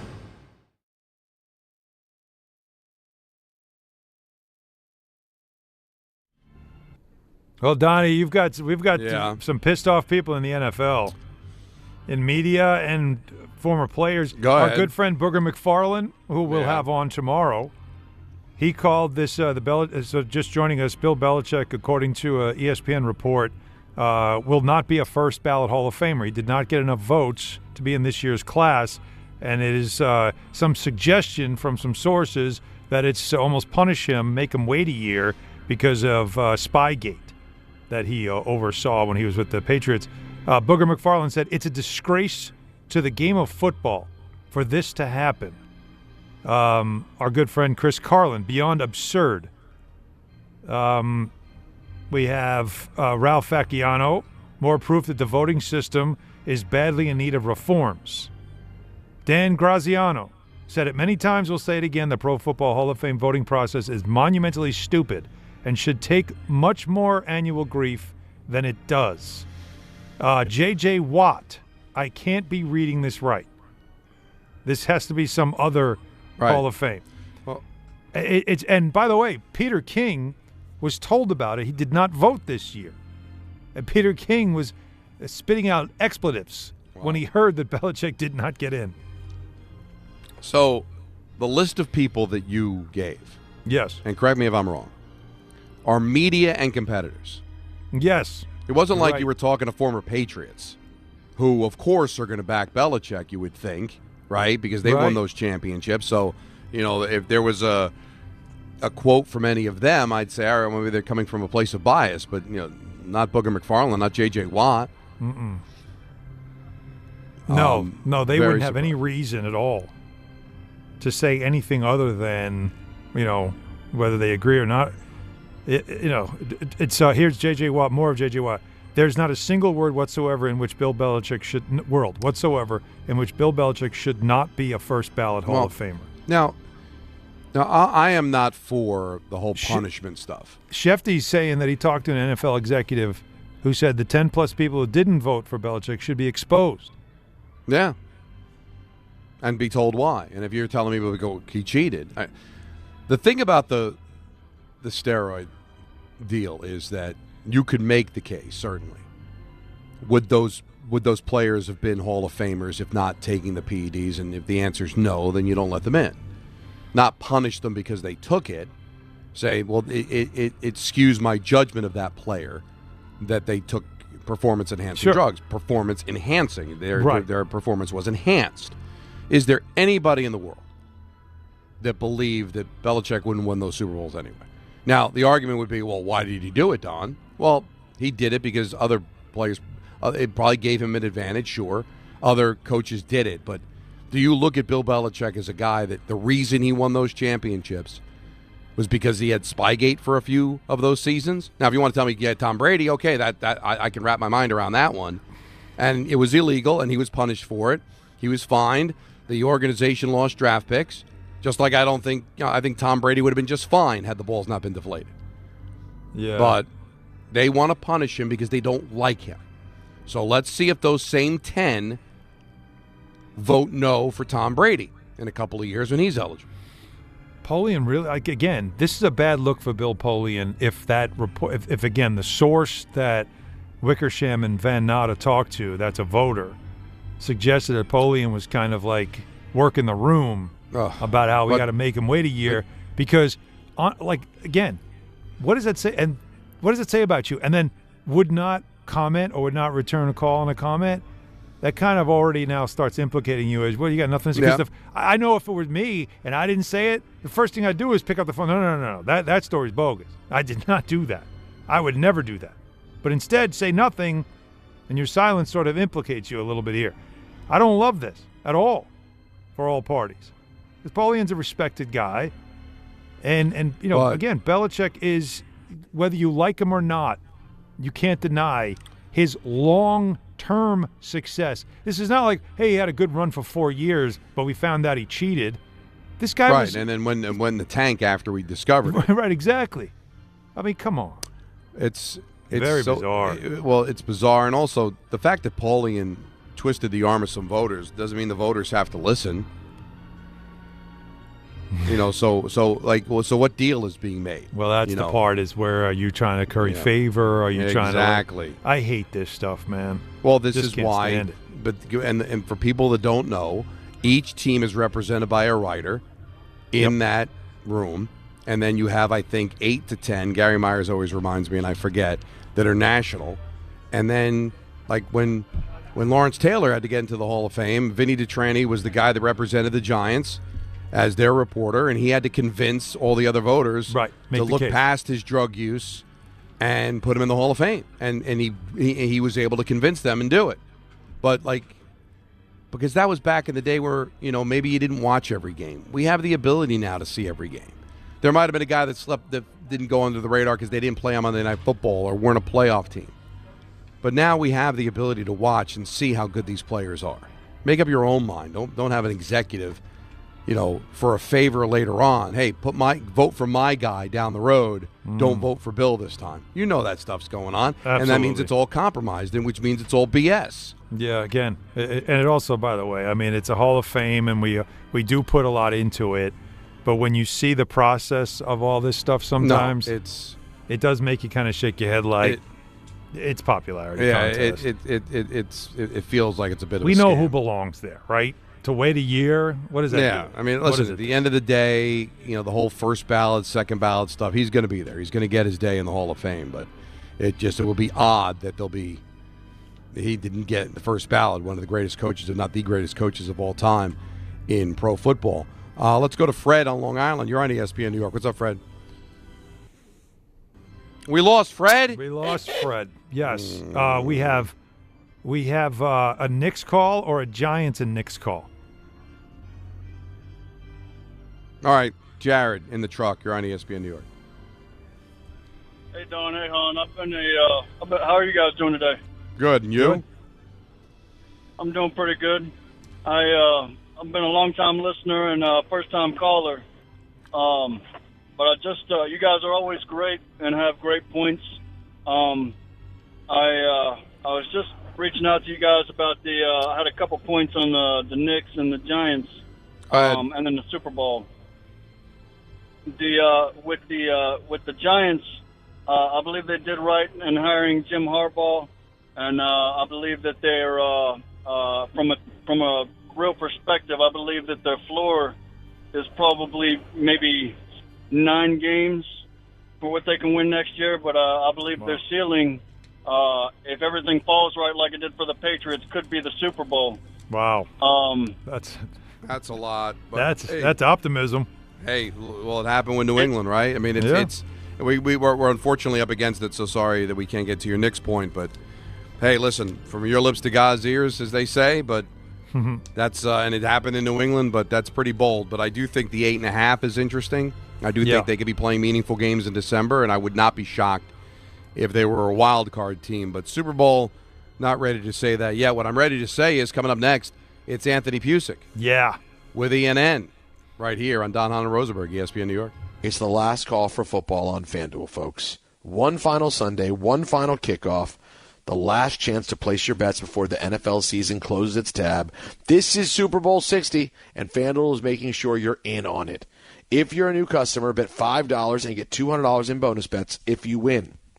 So, whether you're backing the Pats, the Seahawks, it makes no difference. Ride the underdog, go with the favorite, make a parlay, make it count, because after the Super Bowl, the season's over, and football's officially done. Last call for football on FanDuel, an official sportsbook partner of Super Bowl 60. Visit FanDuel.com/local to get started. 21 and over, physically present in New York. First online, real money wager only. $5 first deposit required. Bonus issued as non-withdrawable bonus bets, which expire 7 days after receipt. Restrictions apply. See terms at sportsbook.fanduel.com. For help with a gambling problem, call 877-8-HOPE-NY or text HOPE-NY 467-369. There are a lot of reasons why people buy at Ramsey Mazda. It's their selection, it's their customer service, and it's their savings. Lease a new 2025 Mazda CX-30 2.5S all-wheel drive for $189 for 33 months. Start shopping now at RamseyMazda.com. Choose wisely, choose Ramsey Mazda. Call 833-853-2970 for details. VIN SM844-681, MSRP $29,075. Zero security deposit, ends 2/2/26. At Uline, they know firsthand the road to success is an uphill climb. Uline started in the family basement, and through hard work is now North America's most trusted shipping and industrial supplier. They get what it means to have the support of reliable, hardworking partners. So they keep 41,000 items ready to ship. Whether your company is still in a basement office or expanding cross-country, Uline will be there on your road to success. Visit uline.com. And now let's take a look at the traffic with Brandy Scott. Thanks a million, guys. I hope you have a great rest of the night. Get home safe and quick. We've got the Knicks home over at MSG. Best bet into Midtown right now. Stick with mass transit. Definitely don't want the east side of town. FDR southbound over by East 71st. Emergency road work. You're down to 1 lane. Traffic is not moving much there from the Triborough Bridge. Still have this crash on the LIE eastbound in Nassau County. Right lane out by Searingtown Road. Bumper to bumper there from Lakeville Road. Heaviest ride to the outbound George Cross Bronx westbound, you're packed from the Bronx River Parkway on through. Inbound George, just about 5 to 10 for the upper deck. Outbound Lincoln already about 15 to 20. Outbound Hahn still close to a half hour. Over in Jersey, Devils are home tonight at the Rock in Newark. Lots of extra company on 280 heading over to 21 in the Stickle Drawbridge. I'm Brandy Scott on 880 ESPN New York. Welcome back to Yeah, That's a Pepper Thing. First up, we've got Harrison wrapping his Dr. Pepper in a tiny quilt so it feels at home. Oh, how tender. That's a Pepper Thing! And over to Becca, who's whispering affirmations to her can. You're sweet. You're unique. You're the best thing I ever poured over ice. She swears it makes it taste better. It's not a science thing, but it's a Pepper Thing! Why do they all do it? All for that sweet, delicious, truly one-of-a-kind taste of Dr. Pepper. It's a Pepper Thing! A SoFi personal loan is here to help you achieve something once thought impossible: overcoming high-interest credit card debt. Walk the tightrope of your finances with one low, fixed-rate monthly payment, no fees required, and as soon as the same-day funding. That's right, pull off your own debt-defying stunt with a SoFi personal loan. Visit SoFi.com/trick to learn more. Loans originated by SoFi Bank N.A. Member FDIC. Terms and conditions apply. NMLS 696891. 880 ESPN, WHSQ, and WCBS-FM HD2, New York. A Good Karma Brands radio station. This is an ENN Special Report. Now reporting... The very handsome Jewish man, Peter Rosenberg. We should talk some sports. Do what you want. It's ENN.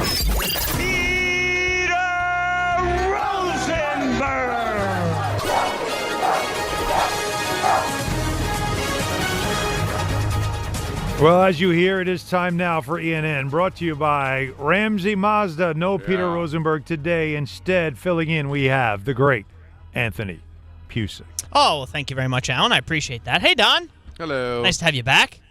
Nice to be back. How's everybody doing?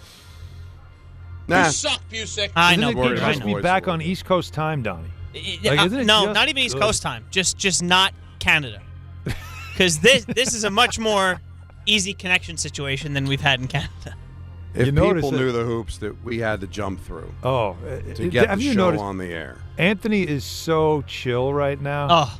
Isn't he, though? This is a great week. He's so chill. Now, granted, one of my hosts is flying to Saudi Arabia for a very important event, Royal Rumble. Yeah. Which can be seen on the mothership this weekend. ESPN, pay-per-view, it's a live event. Now, of course, WrestlePalooza, as Peter mentioned to us before he left, was the taste of what ESPN can bring. The Royal Rumble, for anybody that is a wrestling fan, was a wrestling fan, even may not be a wrestling fan, that is something that everybody knows and that you could just enjoy as a fan of watching entertainment, because that is always fun to see 30 men, 30 women try and be the last man or woman standing. And it will be in Riyadh this weekend, and Peter, of course, will be part of the coverage. And you'll be seeing him, Don, I don't even know if you know this, you'll be seeing him a lot this week on some of our ESPN platforms. Oh, good. Yeah, here, Get Up, First Take. They're all going to want a little bit of Peter Rosenberg. Which is really all you get. Oh. Let's be honest. We also have now No Face Allen. Wait. Oh, wait. Yeah, what happened We're there? getting it Where back. did Don go? I don't know where Don went. That was really fun to see, though. You could still hear me, though, right? Oh, yeah, of course. We hear you, I don't know why all of a sudden I disappeared. It says establishing connection. Well, you just faded the black. Yeah, Donnie is a black square. So that's okay. We'll make it work. Oh, no. We got one of Alan's ears. If you're listen, I'm sorry to the people that are not watching on YouTube, but I would advise you are missing to something go special. back. And by the way, just so everybody knows, if you're not catching this live, that's fine. We have the full video of the show, of all our shows, from 6 to 7 here on ESPN New York on our YouTube channel. Really good show. So make sure you go take a look at that. Also, hit a like, subscribe. You could be a part of the chat, our very lively chat, if you do subscribe. Steve Brzezinski's in there right now. Black Metronome, I see, who's always shout out in the chat. So shout out to the chat. Always nice to see you guys. And it's 6:04. Now is an appropriate time to start my good evenings. I'll say good evening to Don. You pooped yourself. That's what you did. That's right. Don again. Your team is dumb. It's functional dumb. Now, while I did not dump anything from that rant, those are the only drops I was told I can make from it. So take that what you will. Oh, wow. And good evening to Alan, who spoke on the condition of anonymity. That's not nice. Well, I got to tell you. Remember Finding Nemo? And then Don, you weren't here for this. Me and Jacob did a lot of work during the Snow Monday. Right. And we have a group of 64 for Drop Madness. I saw the text. Now, that does not mean that it is official. No. There are still, I would say, as I pointed out yesterday, seeds 10 through 16 in all the regions should be concerned. And after seeing a quad 1 win like this, who spoke on the condition of anonymity, I think there'll be a change to Joe Lenardi's bracketology next week. You think that's a quad 1? Oh, listen. Who spoke on the condition of anonymity? You got to play the Nemo thing after it, though, to make it. Don't hurt yourself. Welcome aboard, Explorer. As we await Don's face again, let's try and discuss something that was on the top of Alan's mind always, and that's Aaron Rodgers. Mike McCarthy was introduced today as the Steelers head coach.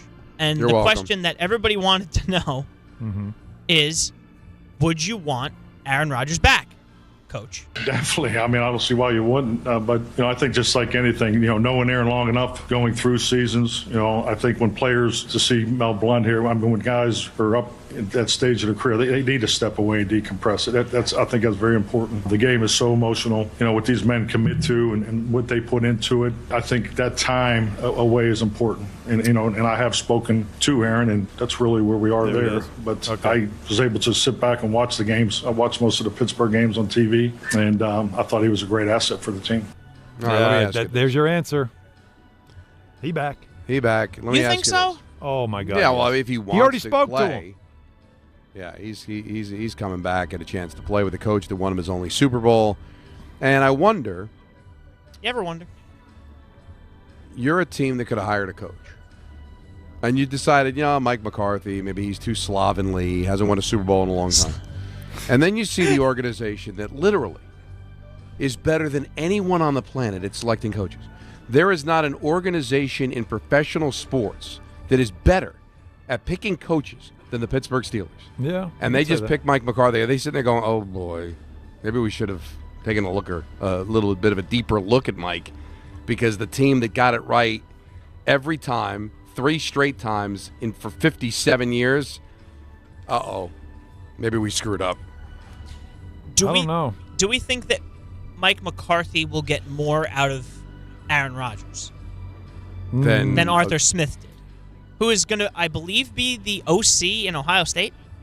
I believe I saw that. I don't know if he gets more out of Rodgers, because I think you got as much out of Rodgers as you can. But if you get the same, but he wasn't terrible, and he can fix the run defense, which was a killer for them. The problem, right? Why can't they win this division? The Ravens just lost their head coach. Cleveland haven't even hired their new head coach yet. Cleveland is Cleveland. Cleveland's Cleveland. Well, Jim Schwartz is getting the job out of just because he's the only man standing. Yeah. It's a mess. And then it's like, hey, you want this Cincinnati's job? Nobody else wants it. All right, I'll take it. And Cincinnati is what they are. Yeah. A team that potentially could be good, but it feels like they're in a downward spiral here. So I kind of like Mike McCarthy's chances of getting Pittsburgh to at least what they did this past year and cleaning some things up that stopped them from winning a couple of playoff games. It's pretty amazing that we're talking about the same player, because here was Adam Schefter on Unsportsmanlike talking about what Steelers players felt about Rodgers this year. The team has left it open all along. During the players' exit interviews, almost to a man, the players vowed for Aaron Rodgers. And I think people have underestimated and not realized how much respect he had in that locker room and how well received his season there was. The players there loved him. And I think that the majority of them want him back next year. Yeah. And the Pittsburgh Steelers went out and made their hire because they believed that Mike McCarthy was the right coach for the job, period. The fact that there is a connection to Aaron Rodgers is a bonus. It's not why they hired him, but I don't think it hurts. Boy, that is not the quarterback that left the New York Jets. Well, outside of Garrett Wilson, I didn't hear any rumblings that he wasn't liked in the Jets room. Did you? I suppose you're right. Most of the guys seem to like him. But I there wasn't like this clamoring to keep him either, right? The Jets thing was it wasn't the same. Now, in the first year, he was extremely popular. Right. and even after the injury, him coming around, and there was a lot of that. I think once they just started to realize what he was about, which of course he loves him some him. Wow. I think some guys kind of got soured to it. Maybe. But in Pittsburgh, no, he was different there, and I would say Mike Tomlin's presence had a lot to do with it. Or maybe they liked Aaron so much, they're like, Aaron, run. we can't run. You can run. Run to Pittsburgh. Well, it looks like Brian Dable may have a new home, and it is not at head coach. He is going to be joining another former New York coach, Robert Saleh, down in Tennessee to be the offensive coordinator for Cam Ward. How about this? Sources are saying that is finalized. There was a belief that Dable would hold out for the possibility of getting the Raiders head coaching job. There are sources indicating that is not the case. He's been with Tennessee all day, and he will take the OC job there. Could you imagine, Don, if this works out? It could, but I will say this, and I'll try to coach you up, Anthony, with the answer. Oh. In recent vintage, what was one of the worst football games you ever saw? I'm going to tell you what it was. Okay. When the Jets played the Giants a couple of years ago. Yeah, I was Remember that game? I was still working the Jet broadcast at that point. They were two teams fighting with like loaded baby diapers. The two head coaches of that game are now together on the same team.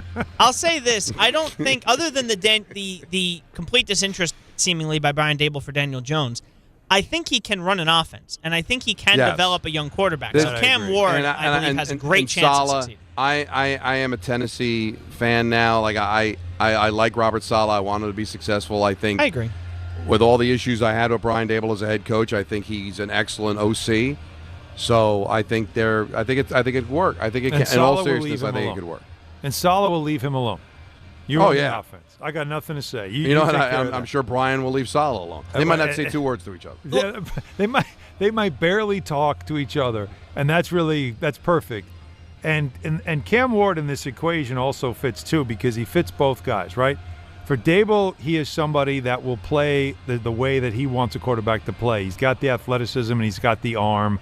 He's got everything that Dable loves to work with. And on the other side with Saleh, Cam Ward's made of the right kind of stuff. Like they've talked about the leadership quality, the character of him. There's a lot of things about him I think that Saleh also will love. So for the two of them, they're in a good situation, and it's just interesting to see, can they come together and help a franchise that has lost their way after they let Vrabel walk? Can they get that back on track before either the New York teams get back on track? We had a little Dropkick Murphys going on in the background there, Don. What was going on at the Rock? Oh, that's right. Getting all ready for John McClane night. That's what it sounded like to me. It's been good today.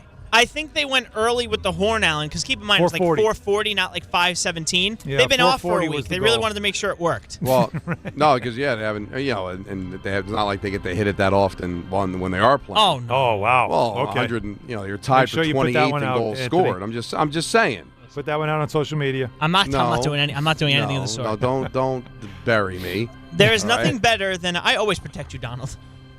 There is a home game against the Jets after a long break. This is a very nice, not that the Devils need to get right, but it's a game that you have to feel comfortable with the fact that A, you should probably be able to score, and B, you should probably be able to win. Well, we'll see. And on that note, it's been a beautiful show. Oh, that's it. I'm hoping my voice holds up because it was a long trip. So I hope they test me a bunch of times, and I'll be on the pregame. So listen, I'll be with Rachel talking about my memories of John McClane. I imagine where I was when Johnny Mack scored the overtime goal against Darren Pang. Got to hear that story. We got to record that so we can play it tomorrow. I imagine Devils fans can catch the ceremony on MSG Network, correct? Oh yeah. Okay. So they will be airing that, and then of course Donnie and Kenny with Bryce will have the call at 7. Thank you. I love both of you, and I can't wait for tomorrow. See you tomorrow, Donnie. That's a drop. Alan, what? That he's going to be on? No. Jake, did you hear that? Well, no. I heard the Love You Both, and I was totally excluded. That's the one I heard. Well, he did say both. Well, listen, unless he was talking to you two. I think there's still some animosity there, Jacob. Let's be honest. No, the what was it? See you tomorrow, Donnie? Anthony and I said it at the exact same time. In unison. We're so in sync. I'm trying to make sure that only not your ear is showing. There's a lot. Listen, when this show moves, we got a lot. We're gonna technical direct in the middle of it. Let's see. Can I get Alan? Let me go like right. Maybe go like that. If we Maybe do that. That's do that. I've never looked better. No. We're getting there. We are getting there. Oh, there we go. That's not terrible. I think this is a good angle. Right there. Right with the camera in the face. Let's see. That works. Just in case anybody's like, hey, how do you always get like the camera shots like right? This is it. You're watching it in real time right now. You are literally right having there to we do go. all of that That's stuff and host ENN. Look at you. That's better. So, this is interesting. I don't know if you saw this, Alan. What that? Aaron Judge, for the second time, will be on the cover of MLB The Show. It was released earlier today. Right. It's the second time that he's on. He's sporting as the American League MVP. He's wearing a Yankee jersey and on the cover, Team USA jersey. I like that. The last time he was on the cover was MLB The Show 18. It's only the second player to make the cover of MLB The Show more than once. The other is Joe Mauer. He's on the cover in back-to-back 2010, 2011. What's up, All Rise? Now, the show 18 was coming off the 2017 season. That is correct. That's right. Yep. What I don't like is the result of the 2018 season. It is not at the level of the Madden curse. It's not the Madden curse? It's not the level of the Madden curse. But you still got to have some level of worry. Trying to remember who it was. Last year I didn't buy it. I think it was. Last year it was like 3 players. It was like Ellie De La Cruz. It was Oh, they put multiple? Yeah, it was like I forgot the other two, but it was Ellie De La Cruz. Jazz was the cover athlete in 2023. Okay. Vlad Jr. was the cover athlete in 2024. Mm-hmm. I don't even see who was the cover athlete in 25. So there you go. 112 games it was, in Paul 2018. It was Paul Skeens, Ellie De La Cruz, and I think it's Adley Rutschman. Okay, so by the way, that worked out for two of them. It worked out pretty well. Yeah. Gunnar Henderson. Yeah. The Orioles struggled, but it worked out pretty well for Ellie. Ellie had a nice year, and Paul Skeens is doing okay for himself. This is how Judge followed up that, of course, that outstanding oh boy, in 2017 that got him on the cover, is he went from 52 home runs to 27. He went from 155 games to 112. Great. Yeah. Now, don't love this. Jacob he was an all-star. Jacob and I were talking about this. Now, me, of course, being a Yankee fan, I'm like, well, I gotta buy this game like back in the old days. But really, you don't really buy the cover anymore. You just download it on your console. So I don't know. I don't usually play the show. Again, so it's been years for me since I have been in the video game world where I cared like that. Zach's big on it. Yeah, but he's Chell. Like he doesn't know. really play anything other than Chell. Makes sense. So that's his whole world. But again, for me, I remember how important it was. Like when you got the game, the covers, all that stuff. NHL. How much that mattered. I think it was NHL 14. Brodeur was on the cover. Me and my buddy in college ripped off the cover, and we just played the game. And I can say that now because Don's not here, so it's safe. It's a safe space to say that. I think we printed out a Panarin cover. Actually, I thought you said you put it up on the wall and you just throwing darts at it. No, not to that level. Not to that level. But nobody has a dartboard anymore, do they? Like when we talk about this stuff, you have a dartboard in your dorm room. Not in the dorm room. Nobody does that anymore. I don't think so. Put up a picture and you just throw darts at it. But maybe I'll splurge the $70 or whatever they're going to charge me to buy MLB The Show this year. One of the reasons that Brian Daboll probably took the OC job with the Titans is because I would imagine his dream job was taken earlier in the day. Joe Brady promoted from OC to head coach, which makes sense. Keep Josh Allen happy for sure. I think you're going to need a defensive coordinator. You lost Sean McDermott, who was your head coach, and probably had a lot to say about the defense. Right. So I would imagine, especially with the way they played this year, you're going to want a better defensive structure around that team. But Joe Brady makes a heck of a lot of sense, and it keeps Josh Allen happy. It does, but what's interesting is if Joe Brady is taken over as the head coach, which means he'll still run the offense, and so you would think you'd want somebody running the defense that you can just leave on their own, get an upgrade in that position, right? Because, again, McDermott was more a defensive guy, but the rumors are that Jim Leonard, who would be an inexperienced defensive coordinator, is kind of the lead candidate here. So it doesn't exactly fit what you would think they would do, but they also need to do a better job with their roster, and that's a last I checked, they're not changing the GM. So. No, clearly. We'll see. For just the fourth time in these franchises' histories, the New York Rangers and New York Islanders have made a trade. Defenseman Carson Soucy, who was left out of the game last night for quote-unquote roster management. Sure. Has been traded to the Island for a third-round pick, which is essentially what the Rangers traded for him just last year. So, Allen, a veteran defenseman for your New York Islanders, and the Rangers have started what they're calling their retool and dumping a veteran defenseman. If the Islanders, they need the depth, certainly Pulock has been out, and they always seem to have that kind of injury thing there. Right? Soucy does a little bit of everything. When he's at his best, right, he can kill a penalty. He can get you points. Like he's not like it's not a star, but this is depth, and you need this if you're trying to make a run. The Islanders have to add some pieces to their team, both sides, but especially at forward, they'll hopefully address that.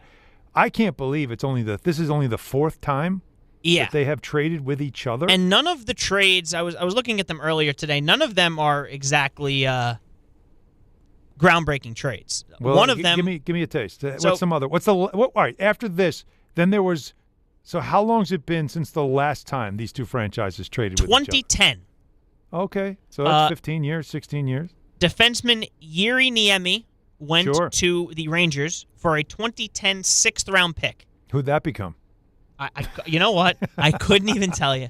They didn't even bother. NHL Trade Tracker has a lot of this stuff. I'm sure I could go do the math and go look up the 2010 NHL draft and see what sixth-round pick the Islanders got via the Rangers ended up being. Jacob, I think, is taking a look at it right now. The next one, 1972.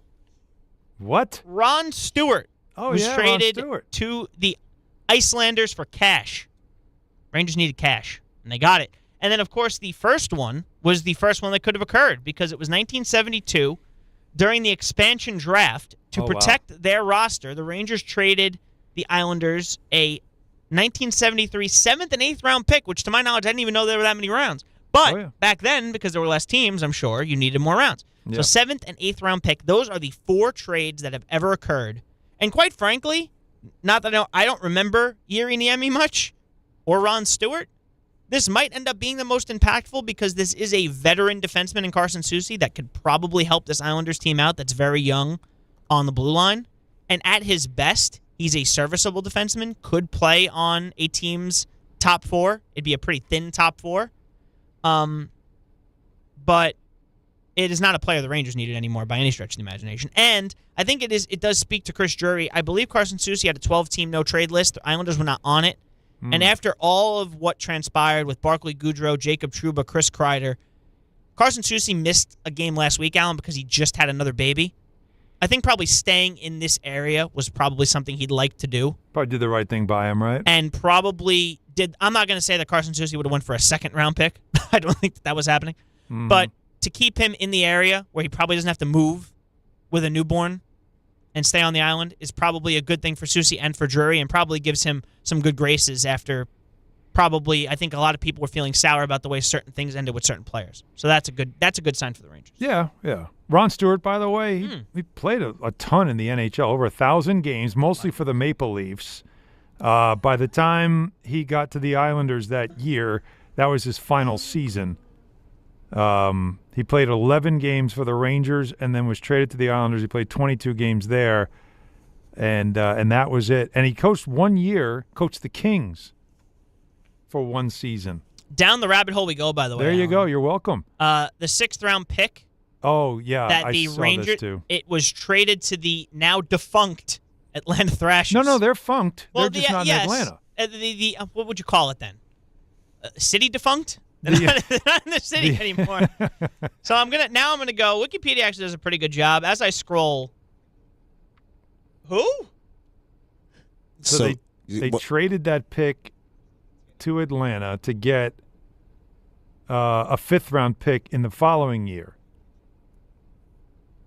Yeah, so who was the 5th-round pick?